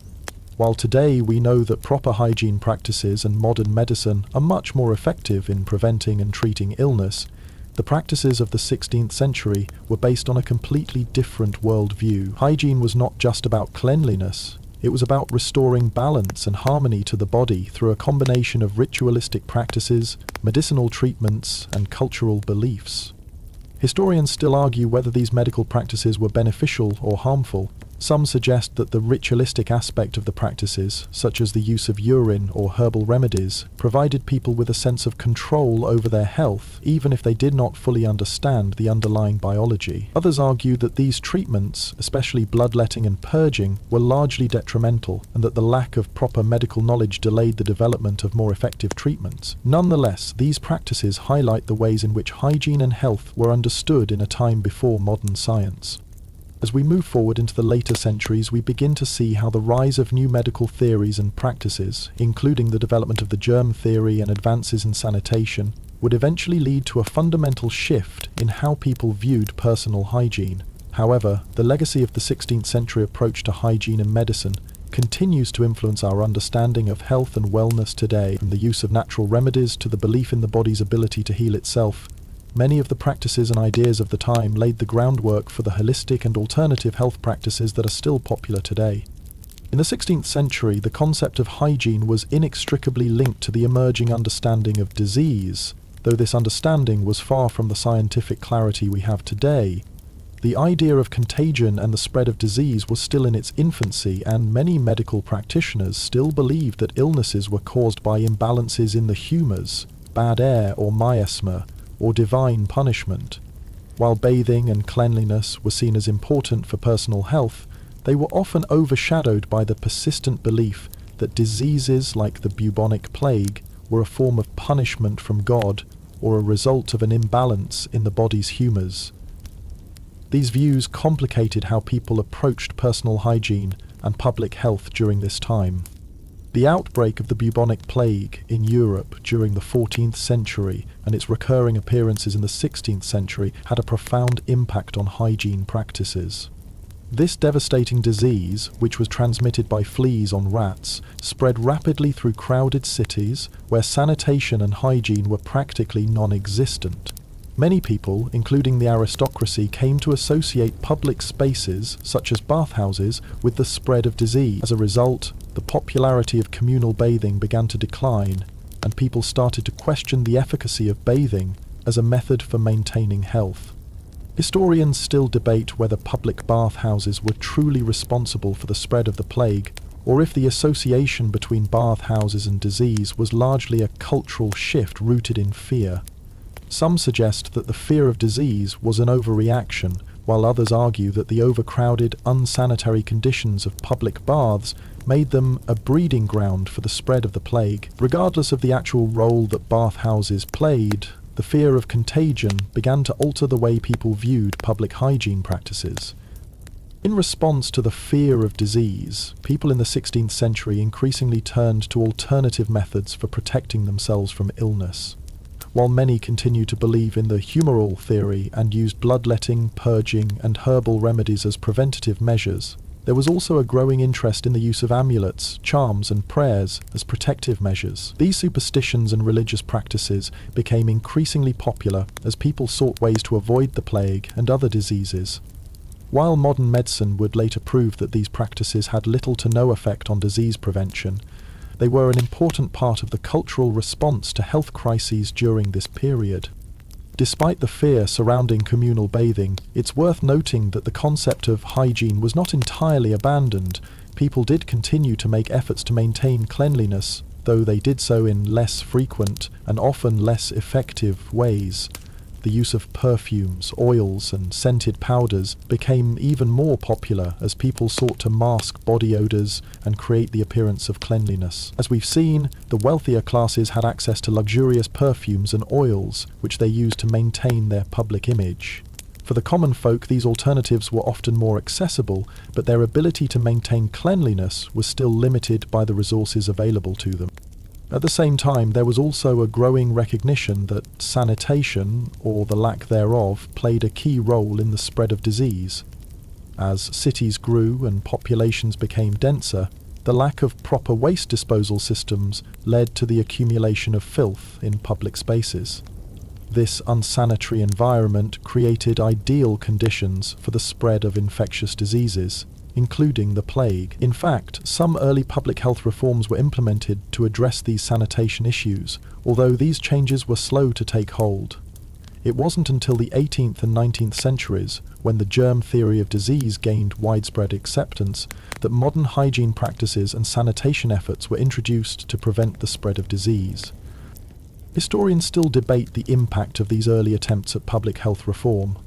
Some argue that the fear of disease and the early public health efforts were a necessary precursor to the advancements of later centuries, while others suggest that these efforts were largely ineffective at preventing the spread of disease. Nonetheless, it's clear that the 16th century's approach to hygiene and health laid the groundwork for the scientific developments that would come in the following centuries. The growing association between poor hygiene and disease ultimately led to a shift in how people approached personal care and cleanliness. By the late 16th century, the once popular public bathhouses were being abandoned in favor of other methods of hygiene, such as the use of oils, perfumes, and herbal remedies. This shift reflected a broader change in public attitudes toward cleanliness, as people began to focus more on appearance and social image rather than actual cleanliness. As the century progressed, the decline of communal bathing marked the beginning of a new era in personal hygiene. People would continue to rely on alternatives to bathing for many years, and the fear of disease and contagion would persist. However, by the early 17th century, attitudes toward cleanliness and hygiene began to evolve. The emerging scientific understanding of germs and infection would eventually lead to the development of modern hygiene practices, including the widespread use of soap and the introduction of more effective methods for preventing the spread of disease. The impact of the 16th century's hygiene practices can still be felt today. Many of the methods used during this time, from herbal remedies to perfumes, laid the foundation for modern wellness practices. The belief in the importance of balance, whether in the form of humors, air quality, or hygiene, continued to influence health practices for centuries. The 16th century may not have had the scientific knowledge we have today, but the era's focus on cleanliness, self-care, and disease prevention set the stage for the hygiene practices that would eventually shape modern public health systems. As we examine the shifting perspectives on hygiene in the 16th century, we begin to see a transition not only in practices, but in how society itself viewed the relationship between cleanliness and social identity. Cleanliness, it seems, was not merely about physical health. It was also deeply entwined with ideas of morality, virtue, and status. The idea of being clean wasn't simply about washing away dirt. It was about aligning with a certain moral and social code. In fact, cleanliness, especially in royal circles, became a powerful tool for conveying purity and divine favor, helping to maintain the image of the monarch as a figure above the common, mundane concerns of the everyday person. For monarchs like Queen Elizabeth I, cleanliness was inseparable from the image of royal dignity and divine right. The Queen's carefully crafted public persona, which emphasized her virginity and her role as the spiritual mother of the nation, required that she be seen as pure, untarnished by the earthly concerns of commoners. As previously discussed, Queen Elizabeth didn't bathe as regularly as we might expect, but her use of oils and perfumes helped maintain an illusion of cleanliness, setting her apart from her subjects. By the standards of her time, her rare and highly curated bathing rituals helped her maintain a distant, untouchable air, which was essential to her reign. In her case, the appearance of cleanliness was far more important than the reality. Historians still debate whether this strategic avoidance of frequent bathing was an attempt to maintain an idealized image of purity, or whether it was simply a reflection of the health and hygiene practices of the time. However, it's clear that the public perception of Elizabeth's cleanliness was intricately tied to her image as a queen above the mortal realm. In an age where bathing could be seen as a socially questionable activity, especially in public bathhouses, her use of perfumes and scented oils allowed her to maintain her royal stature, keeping her body, both literally and figuratively, free from the earthly elements that could undermine her divine image. This connection between cleanliness and moral virtue extended beyond royalty and the aristocracy. The lower classes, although often limited in their ability to access luxurious perfumes or private bathhouses, still sought to maintain an outward appearance of cleanliness. Perfumes and oils, though expensive, became symbols of social aspiration for the common folk. While they might not have been able to bathe regularly, many people still turned to herbal remedies, scented oils and powders, to mask odors and convey a sense of hygiene that was required to maintain one's place in society. This focus on the appearance of cleanliness was crucial during a time when physical health and personal image were closely intertwined. In fact, for much of the 16th century, cleanliness was often seen as a moral imperative. The prevailing religious and cultural beliefs of the time saw the body as both a temple and a vessel for the soul. Being clean wasn't simply a physical necessity, it was a reflection of one's spiritual state. In Christianity, especially in Catholic doctrine, the cleanliness of the body was often tied to the cleanliness of the soul. The idea of purity was not just about the physical state of one's body, but also about one's alignment with divine will. In a way, the act of maintaining cleanliness became a moral and religious duty, reinforcing the notion that those who were clean, in both body and soul, were closer to God. The Protestant Reformation, however, which gained momentum in the 16th century, challenged this idea. Reformers like Martin Luther and John Calvin rejected the Catholic Church's emphasis on ritual and physical appearance, arguing that internal spiritual purity was far more important than outward cleanliness. This shift in religious thinking had a profound impact on the cultural perception of hygiene. As Protestantism gained influence, the emphasis on physical cleanliness and public rituals like bathing became less important, and the body was seen more as a vessel to be ignored in favor of spiritual health. Bathing, particularly in public spaces, was viewed as indulgent and unnecessary, a viewpoint that reinforced the growing skepticism about frequent bathing during the period. Historians still argue over the extent to which these religious shifts influenced the public's approach to cleanliness. Some suggest that the decline in public bathing and the rise of personal hygiene products in the 16th century were directly influenced by the Protestant rejection of physical indulgence, while others believe that public health concerns, primarily fears of the plague, played a larger role in changing attitudes toward hygiene. The combination of religious changes and the social impact of disease shifted the way people thought about both cleanliness and health. Beyond the religious context, the changing social norms in the 16th century played a significant role in shaping the hygiene practices of the time. The class divide in how cleanliness was perceived was sharp. While the wealthy could afford private bathing facilities, perfumes, and oils, the poor had limited options. They turned to whatever they could find to maintain cleanliness. Public bathhouses, once places of social gathering, became associated with disease and discomfort, and as public health became a growing concern, the idea of regular communal bathing slowly lost its appeal. In its place, people turned to perfumes and powders, which allowed them to appear clean without exposing themselves to the risks of public bathing. As for the monarchy, royal figures continue to be seen as exemplars of purity and divine right, but this purity was less about physical cleanliness and more about maintaining a carefully constructed public image.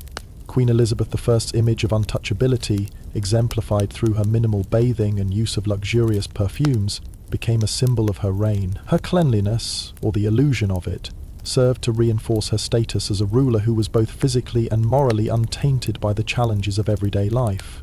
This practice of using personal hygiene as a tool for political and social purposes would continue in future centuries as monarchs and aristocrats sought to maintain an aura of purity and refinement. In the end, the 16th century saw a fascinating intersection between hygiene, health, and social status. The focus on appearance, especially for the aristocracy, became a reflection of one's place in society. The emphasis on cleanliness, whether real or perceived, was tied to moral purity, social power, and religious ideology. The fear of disease, particularly the plague, drove people to adopt alternative methods of hygiene, but these methods were often more about maintaining appearances than ensuring true cleanliness. While the 16th century may not have had the scientific understanding of hygiene that we have today, it was a pivotal time in the history of personal care, setting the stage for future developments in both hygiene practices and public health. As we reach the midpoint of our journey through 16th century hygiene practices, it becomes evident that the intersection of social, medical, and cultural influences created a unique and often contradictory view of cleanliness. For many, hygiene was not just a physical necessity, but a marker of identity, a representation of social status, religious adherence, and, for some, an act of political and moral importance. The widespread fear of disease, particularly in the wake of the recurring outbreaks of the bubonic plague, led to dramatic changes in how people approached personal hygiene. Yet, as we will see, these fears didn't just lead to more frequent bathing or more effective sanitation methods. They also ushered in new forms of cleanliness, many of which were rooted in superstition, cultural values, and social expectations. Throughout the 16th century, the impact of disease on hygiene practices cannot be overstated. The frequency of plague outbreaks, coupled with the absence of modern medical understanding, fueled widespread fear and suspicion of common hygiene practices. The fear of contagion significantly influenced the public's perception of cleanliness. Public bathhouses, once essential for the maintenance of personal hygiene, became viewed as places of filth and contamination. The idea of water being a vehicle for disease became ingrained in the public consciousness, leading to the abandonment of regular communal bathing, particularly in urban areas where plague was most rampant. The closing of public bathhouses marked a dramatic shift in how people viewed personal hygiene. What had once been a communal practice became a solitary and more discreet affair, with individuals relying increasingly on oils, perfumes, and herbal remedies to maintain cleanliness. But even as people turned to alternative methods of hygiene, the stigma surrounding bathing in public remained, influencing the hygiene practices of future generations. In fact, this shift in attitude toward public bathing would set the stage for the more widespread use of deodorants, perfumes, and scented oils, a trend that would continue to grow in popularity throughout the centuries. Despite these fears, people still sought ways to stay clean. The 16th century witnessed the growing use of fragrant oils and powders, which, for many, replaced the need for water-based cleaning. These products, often infused with exotic herbs and flowers, became symbols of refinement and purity. In a time when public health was an ever-present concern, these perfumes were not just used to mask body odors, but also to reinforce social status. For the wealthy, the use of perfumes and scented oils was an essential aspect of their personal care routine. They were not only an indication of cleanliness, but also a means of showcasing wealth, sophistication, and cultural refinement. The link between cleanliness and morality became increasingly important during this period, particularly in the case of monarchs like Queen Elizabeth I. Her infrequent bathing, paired with her use of elaborate perfumes and oils, helped to create an image of untouchability and purity, traits essential to her political persona. By presenting herself as a queen above the common concerns of her subjects, Elizabeth cemented her position as a powerful and almost otherworldly ruler. Cleanliness, or the illusion of it, became a political tool that she wielded with great success. For Elizabeth, hygiene was not just a matter of health, but a means of reinforcing her royal image. Historians still debate the motivations behind Elizabeth's infrequent bathing. Some suggest that it was a deliberate attempt to maintain her political and personal image, while others argue that it was simply a reflection of the hygiene standards of the time. Regardless of the reasons behind her practices, Elizabeth's use of perfumes and oils exemplified the larger social trend of using personal cleanliness to project an image of superiority and control. This cultural phenomenon extended beyond the court and permeated the entire society, where cleanliness was often linked to moral purity and spiritual health.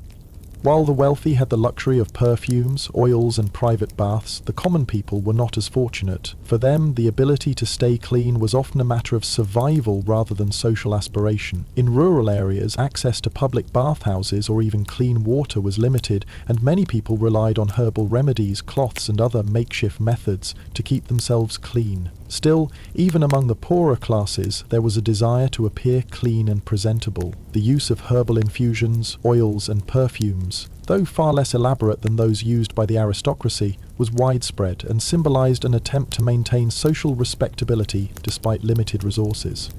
However, hygiene was not always a simple matter of choice or social aspiration. In many cases, it was determined by circumstance.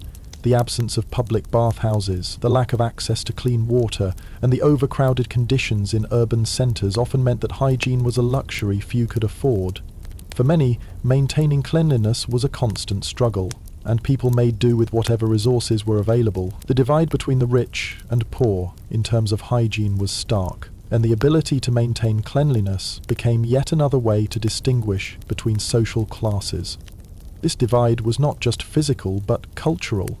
The wealthy, with their access to private bathhouses and luxury products, could present themselves as pristine and morally upright, while the poor, without these resources, were often viewed as unclean or immoral.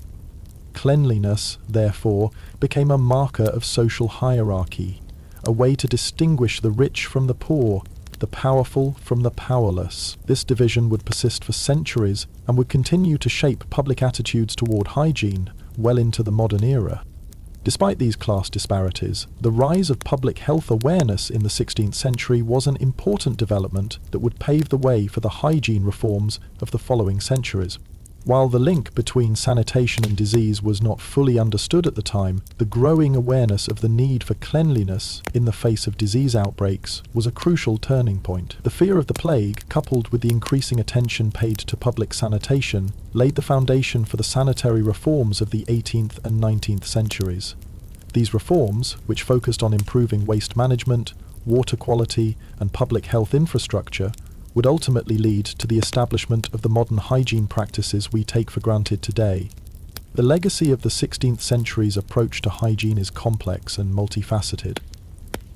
On one hand, it was a time when cleanliness was viewed as a luxury, a sign of status and moral purity.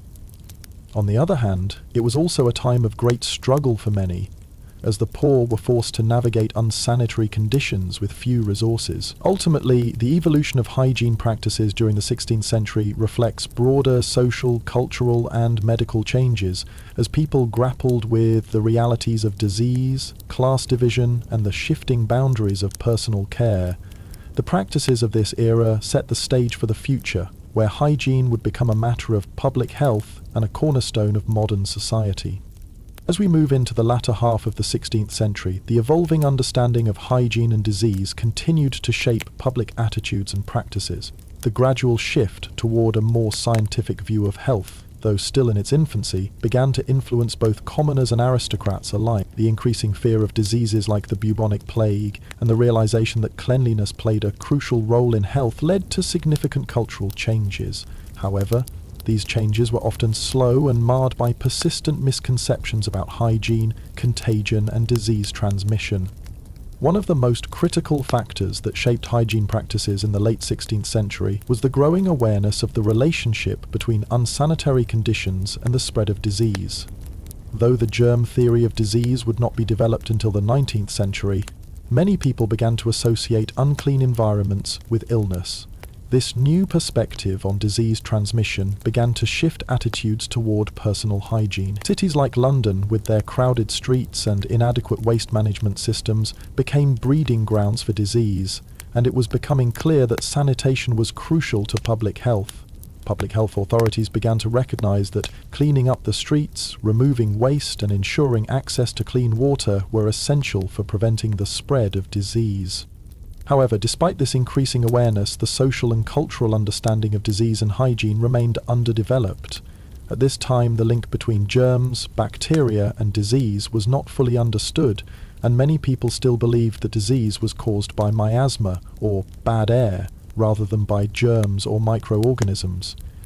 This belief was particularly strong during outbreaks of plague, when people believed that the bad air from decomposing bodies or unsanitary conditions caused the spread of disease. Even in the royal courts, where hygiene was more carefully managed, people still adhered to outdated medical theories about disease and cleanliness. It's important to note that the rise of miasma theory and the growing fear of disease shaped the way the wealthier classes approached hygiene. Although the elite had private baths and access to luxurious perfumes and oils, they were increasingly wary of the risks posed by communal spaces like public bathhouses. The growing association of public baths with the spread of disease led many to turn away from these communal rituals. The fear of contagion became so pervasive that even the wealthy began to reduce their visits to bathhouses and sought to preserve their health through other means, such as sweating and using scented oils. As a result, the practice of bathing gradually fell out of favor in both the upper and lower classes, and the use of perfumes, powders, and oils became even more widespread. These products served as a substitute for water-based cleaning and allowed people to maintain an outward appearance of cleanliness while avoiding the perceived dangers of water. The use of perfumes, in particular, became a symbol of status and refinement. Richly scented oils and powders, often infused with exotic herbs, became essential elements of the daily hygiene routines for the wealthy. For the lower classes, perfumes and scented oils were still accessible, albeit in a much simpler form. In rural areas where access to markets and luxury goods was limited, people used herbs they grew themselves to create basic perfumes or essential oils to mask unpleasant odors. Interestingly, the continued popularity of perfumes and oils in the face of disease and hygiene concerns laid the groundwork for the development of modern cosmetic products. The concept of using scent to both mask odors and enhance one's image evolved over the centuries and is now an integral part of contemporary beauty culture. While people today may not necessarily use perfumes to the same extent as in the 16th century, the idea of maintaining an attractive scent and appearance is still tied to modern social norms and personal identity. The 16th century's obsession with appearance and cleanliness, despite the limitations in knowledge, would continue to influence future generations and the development of hygiene products. As we reflect on the legacy of the 16th century's hygiene practices, it is important to recognize that these practices were not just about maintaining physical cleanliness. They were part of a larger cultural system that intertwined personal appearance with moral and social status. The fear of disease, the medical theories of the time, and the social expectations of cleanliness all contributed to shaping how people in the 16th century approached their health. The use of perfumes and oils as a substitute for regular bathing, the decline of public bathhouses, and the growing awareness of the connection between cleanliness and disease all marked significant shifts in how hygiene was understood and practiced. In many ways, the late 16th century set the stage for the later developments in public health, sanitation, and personal hygiene that would occur in the following centuries. The recognition that cleanliness was essential for preventing disease led to the eventual rise of modern sanitation systems, including the development of sewer systems, public health reforms, and improved waste management. While these advancements did not occur overnight, the groundwork for these changes was laid during this period. The evolution of hygiene practices during the 16th century, while marked by a lack of scientific understanding, was nonetheless a crucial step in the history of public health. The fear of disease, the emergence of new social norms around cleanliness, and the gradual shift toward more scientifically informed practices in the following centuries would change the way people thought about and maintained personal hygiene. As we move toward the modern era, it's clear that the 16th century, with its complex interplay of medical theories, social norms, and cultural expectations, played an integral role in shaping our contemporary approach to hygiene and health. Historians still debate how the fear of disease and the rise of public health reforms in the 16th century influenced the way people understood hygiene in later centuries. Some argue that the recognition of disease transmission played a central role in the development of modern sanitation, while others believe that the shift toward cleanliness was more a cultural and social evolution than a medical one. Either way, the legacy of the 16th century's hygiene practices continues to echo today, as modern hygiene practices remain deeply rooted in ideas about cleanliness, health, and social status. As we reach the final stretch of our exploration into the 16th century hygiene practices, it's clear that the evolution of personal care during this period laid the foundation for many of the hygiene standards we take for granted today. While the scientific understanding of germs and disease transmission was still in its infancy, the growing awareness of the importance of cleanliness in preventing illness would lead to a gradual shift in hygiene practices that spanned centuries. The 16th century, with its unique blend of superstition, evolving medical theories, and cultural shifts, represents a critical turning point in the history of personal hygiene. One of the most remarkable developments during this period was the shift in how the concept of cleanliness became intertwined with moral and social perceptions. By the late 16th century, personal hygiene was no longer just about physical health. It had become a powerful symbol of status, virtue, and social order. Cleanliness was viewed as a reflection of one's moral character, and being clean, both physically and spiritually, was seen as essential for maintaining a good reputation. For the elite, this meant using luxurious perfumes, oils, and scented waters to maintain the appearance of purity and refinement. For the lower classes, cleanliness was still an important ideal, though they had fewer resources to achieve it. The growing cultural emphasis on cleanliness as a moral imperative reflected the broader social and political dynamics of the time. The royal courts, particularly those of monarchs like Queen Elizabeth I, became centres of cultural and political power, where hygiene and personal care were carefully curated to project an image of divine purity. Elizabeth, as we've seen, used her minimal bathing practices as a way to craft her public persona as the Virgin Queen, maintaining an untouchable and almost otherworldly image that reinforced her divine right to rule. This careful management of her cleanliness, or lack thereof, was essential to her political success. It underscored how cleanliness was not just a matter of health, but also of power, mystique, and control. At the same time, the increasing awareness of disease transmission and public health concerns began to alter the perception of hygiene, particularly in urban centres where overcrowding and poor sanitation were rampant. The growing connection between unsanitary conditions and the spread of diseases like the bubonic plague led to early public health reforms, though they were still rudimentary by modern standards. The development of waste management systems, the recognition of the need for clean water, and the establishment of quarantine practices all represented important steps toward improving hygiene and reducing the spread of disease. However, these efforts were not fully realized until later centuries, when the germ theory of disease would provide a more accurate understanding of how diseases spread.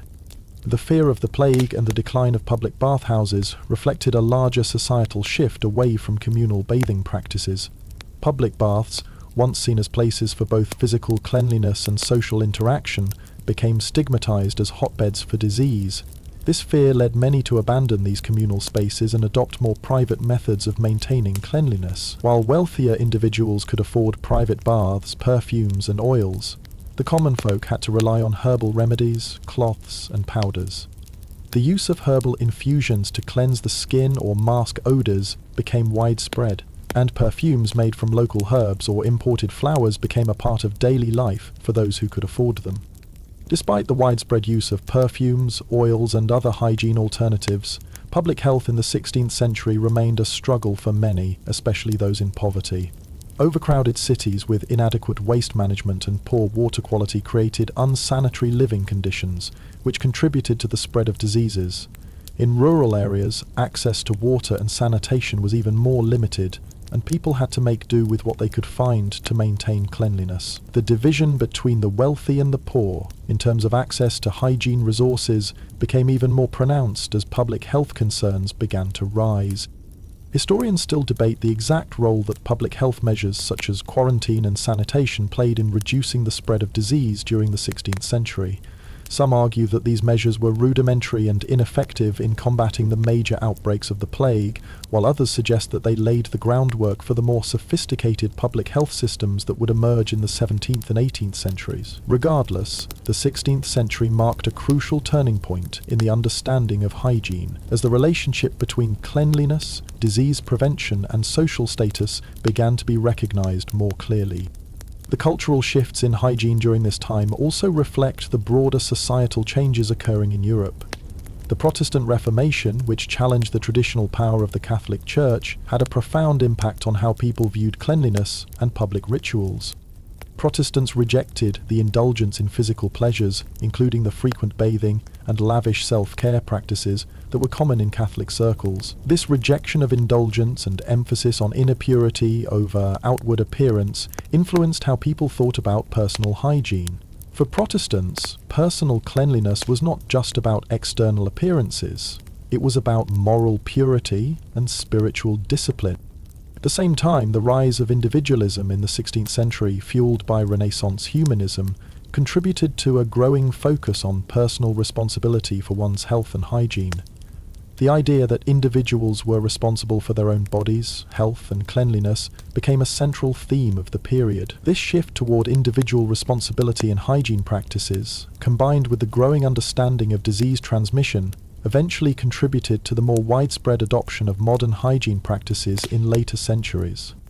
As we move forward into the 17th and 18th centuries, the changes that took place in the 16th century set the stage for the dramatic transformation of hygiene practices. The fear of disease, the cultural emphasis on cleanliness as a moral and social marker, and the early public health reforms all laid the foundation for the sanitation revolutions that would come with the advent of modern medicine. The 16th century, while still struggling with many misconceptions about hygiene and disease, was a time of profound social and medical change, a period that marked the beginning of our modern understanding of personal care and public health.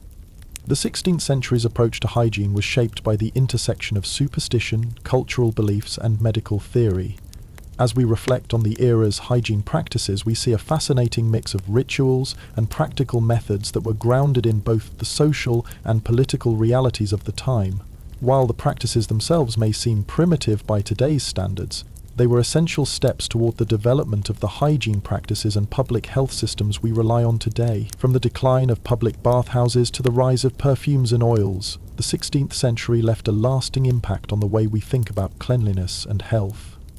As we continue to reflect on the legacy of 16th century hygiene practices, it's clear that the cultural and social foundations laid during this period had a lasting impact on the evolution of hygiene in subsequent centuries.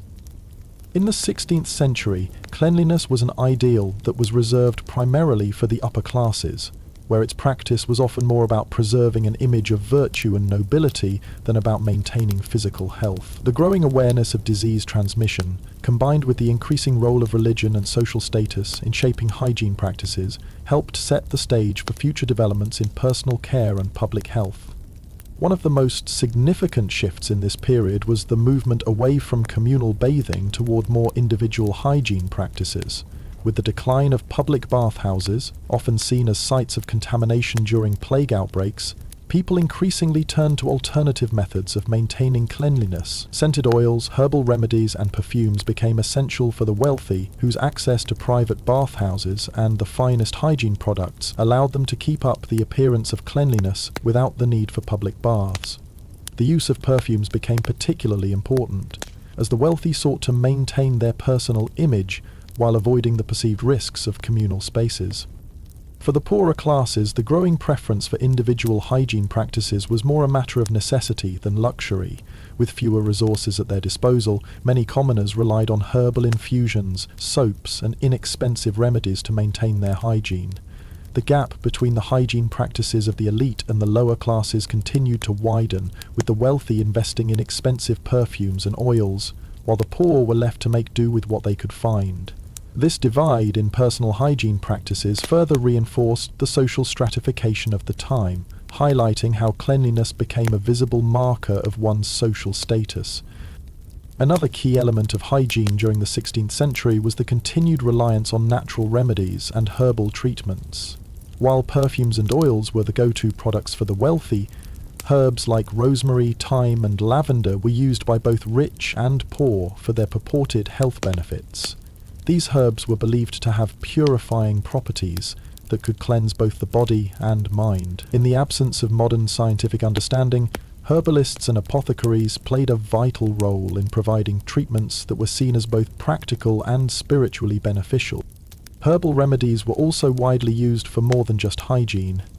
People believed that herbs could treat a wide range of ailments, from digestive issues to respiratory conditions. These remedies were not only used in personal care, but were often part of broader health regimens that combined bathing, herbal infusions, and dietary adjustments to restore balance to the humours. In this way, the practice of maintaining personal cleanliness was deeply tied to broader ideas of health and wellness, which were understood in terms of balancing the body's internal forces. But as we look at how these practices were interwoven with the broader cultural and medical ideas of the time, it's evident that hygiene in the 16th century was not simply a matter of personal choice. The approach to cleanliness was shaped by cultural, social, and religious factors that viewed the body as not just a physical vessel, but as a reflection of one's moral and spiritual state. The practice of hygiene was often seen as a ritualistic act, not just for the maintenance of health, but also as a means of aligning with divine or moral purity. Cleanliness was not just an individual concern, but a reflection of one's standing in society and one's alignment with the prevailing religious and social norms. However, despite the efforts to maintain cleanliness, the medical theories of the time were still flawed. The widespread belief in humoral theory, the idea that health was governed by the balance of 4 bodily humours, shaped not just personal care routines, but also how diseases were understood and treated.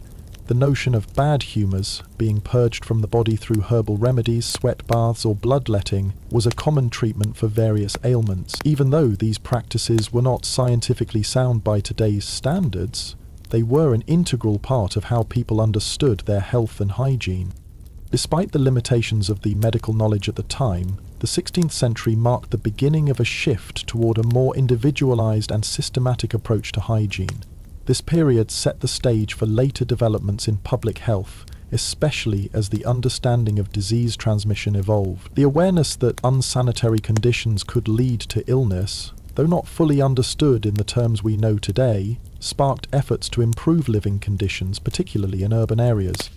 The idea that cleanliness was vital for preventing disease became more widely accepted in the following centuries. By the 17th and 18th centuries, the rise of the Enlightenment and the development of modern science would lead to more effective methods for understanding and controlling disease. The germ theory of disease, which would be fully developed in the 19th century, would revolutionize hygiene practices by emphasizing the importance of sanitation and clean water in preventing the spread of illness.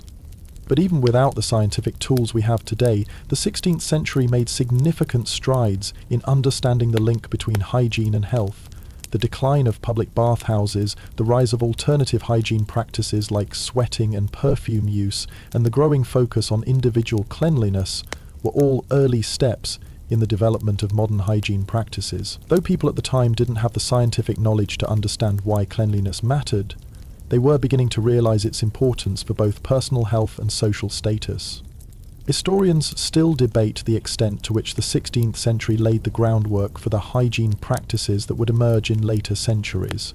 Some argue that the fear of disease, combined with the gradual acceptance of cleanliness as a social and moral ideal, created the foundation for modern hygiene practices. Others suggest that it was the cultural and religious ideas of the time that shaped how people thought about cleanliness, rather than any true understanding of health and sanitation. Regardless of the specifics, the 16th century's hygiene practices undoubtedly had a profound impact on how personal care evolved in the centuries that followed. In conclusion, the 16th century was a pivotal time in the development of hygiene practices. While the medical knowledge of the time was limited, and many hygiene practices were rooted in superstition and outdated theories, the period marked an important shift toward more individualized approaches to cleanliness. The growing awareness of disease, combined with the rise of perfumes, oils, and herbal remedies, set the stage for the later advancements in public health and personal hygiene that would shape modern society. The legacy of the 16th century's hygiene practices lives on today in our understanding of cleanliness, health, and personal care, and the cultural and social forces of this period continue to influence our approach to hygiene, even now. As we near the end of our journey through 16th century hygiene practices, it's clear that the period was one of great contradictions and evolving attitudes toward cleanliness. On one hand, hygiene was becoming more individualized, with wealthier individuals relying on perfumes, oils, and luxurious bathing rituals to maintain an image of purity. On the other hand, the common people were still confined to unsanitary conditions in overcrowded cities, where disease ran rampant. Despite the divide between the classes, the growing awareness of hygiene's role in preventing disease would shape personal and public health for centuries to come. The 16th century also marks a time when personal cleanliness began to take on an increasingly spiritual significance. As we've seen, for the monarchy and aristocracy, cleanliness was a symbol of moral and divine purity, closely tied to notions of royalty and virtue. For the common folk, maintaining cleanliness often became an act of survival, a way to avoid disease and ensure social respectability. The social divide in hygiene practices only deepened the class structure, with the wealthy able to indulge in regular perfumed baths, while the poor made do with herbal remedies and rudimentary cleaning techniques. Yet, despite the barriers in access to hygiene, both the elite and the poor were driven by a shared understanding. Cleanliness was not merely about physical appearance, but also about preventing illness, aligning with religious virtue, and maintaining one's social standing. The continued evolution of hygiene practices also reflected a broader shift in medical theory. The idea that the humors governed health was increasingly called into question, but the practical application of this medical theory was still pervasive. Bloodletting, purging, and the use of herbs were still common methods of maintaining health, although we now know that these treatments were often more harmful than helpful. This period marks the beginning of a gradual transition from the humoral system toward more scientifically based understandings of medicine. Despite this, the pervasive belief in balancing the body's humors lingered for centuries, influencing everything from hygiene practices to diets, proving just how deeply ingrained these ideas were in the collective consciousness. Furthermore, the growing association of hygiene with disease prevention, particularly in light of the recurring outbreaks of the bubonic plague, catalyzed changes in the way people approached their health. The shift toward recognizing the role of sanitation and cleanliness in preventing the spread of disease, while not fully understood in terms of modern germ theory, helped shape early public health responses. The abandonment of public bathhouses, once the centers of communal life, and the rise of private hygiene practices paved the way for the sanitation revolution that would begin in the 18th century. Though the scientific understanding of germs was still centuries away, the basic idea that unclean environments could lead to illness was beginning to take root. One of the most fascinating aspects of the 16th century was the continued reliance on natural and spiritual remedies. While medical theory was evolving, many still turned to herbal remedies, amulets, and prayers as a way of protecting themselves from disease. These practices were rooted in both ancient traditions and religious beliefs, as many saw illness as a divine punishment or a sign of moral imbalance. The idea of maintaining balance, whether through herbal remedies, religious devotion, or personal cleanliness, was central to the way people viewed both health and hygiene. The changing views on disease and cleanliness in the 16th century were also reflective of the evolving relationship between the Church and the state. With the Protestant Reformation, there was a shift away from the indulgences and rituals that had been associated with Catholicism, including certain practices of hygiene. In contrast, the Catholic Church remained more focused on the purity of the body and soul, often viewing cleanliness as part of moral righteousness. The divide between these two religious perspectives on cleanliness influenced hygiene practices, with Protestant communities often rejecting the indulgent aspects of personal care, while Catholic communities continued to uphold cleanliness as a form of spiritual discipline. Despite these divisions, it is clear that the 16th century was a time of great experimentation in hygiene. Public and private health practices were in flux, with old traditions blending with new ideas about health, disease, and cleanliness. The increasing awareness of disease transmission and the need for sanitation provided a glimpse into the future of public health systems, although the practical implementations would not come for several more centuries. It is during this period that we see the earliest inklings of the hygiene practices we recognize today, from the development of personal care products to the implementation of rudimentary sanitation measures. By the end of the 16th century, the understanding of hygiene and health had begun to shift dramatically. The fear of contagion, particularly with the spread of the plague, had led to new methods of disease control, including quarantine practices, the use of masks, and the closure of public spaces. These early responses to disease outbreaks laid the groundwork for the modern concepts of infection control, though they were still based on limited knowledge. The desire for cleanliness, whether for health, moral, or social reasons, had become a defining feature of society and would continue to shape the development of hygiene practices in the centuries to come. The changes in hygiene practices during the 16th century were far from uniform, as they varied based on social class, religion, and geographic location. For the wealthy, personal care was about luxury, status, and the maintenance of an idealized image. For the poor, it was often about survival and the pursuit of basic cleanliness in an unsanitary world. The influence of both medical and religious beliefs on these practices created a complex and often contradictory landscape, one in which hygiene was seen as both a moral duty and a practical necessity.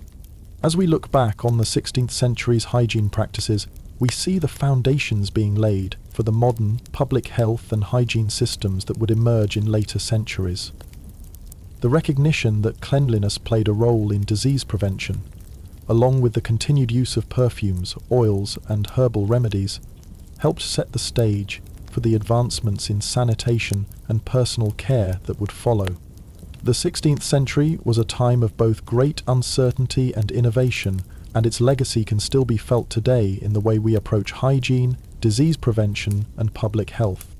In conclusion, the 16th century was a pivotal time in the history of personal hygiene.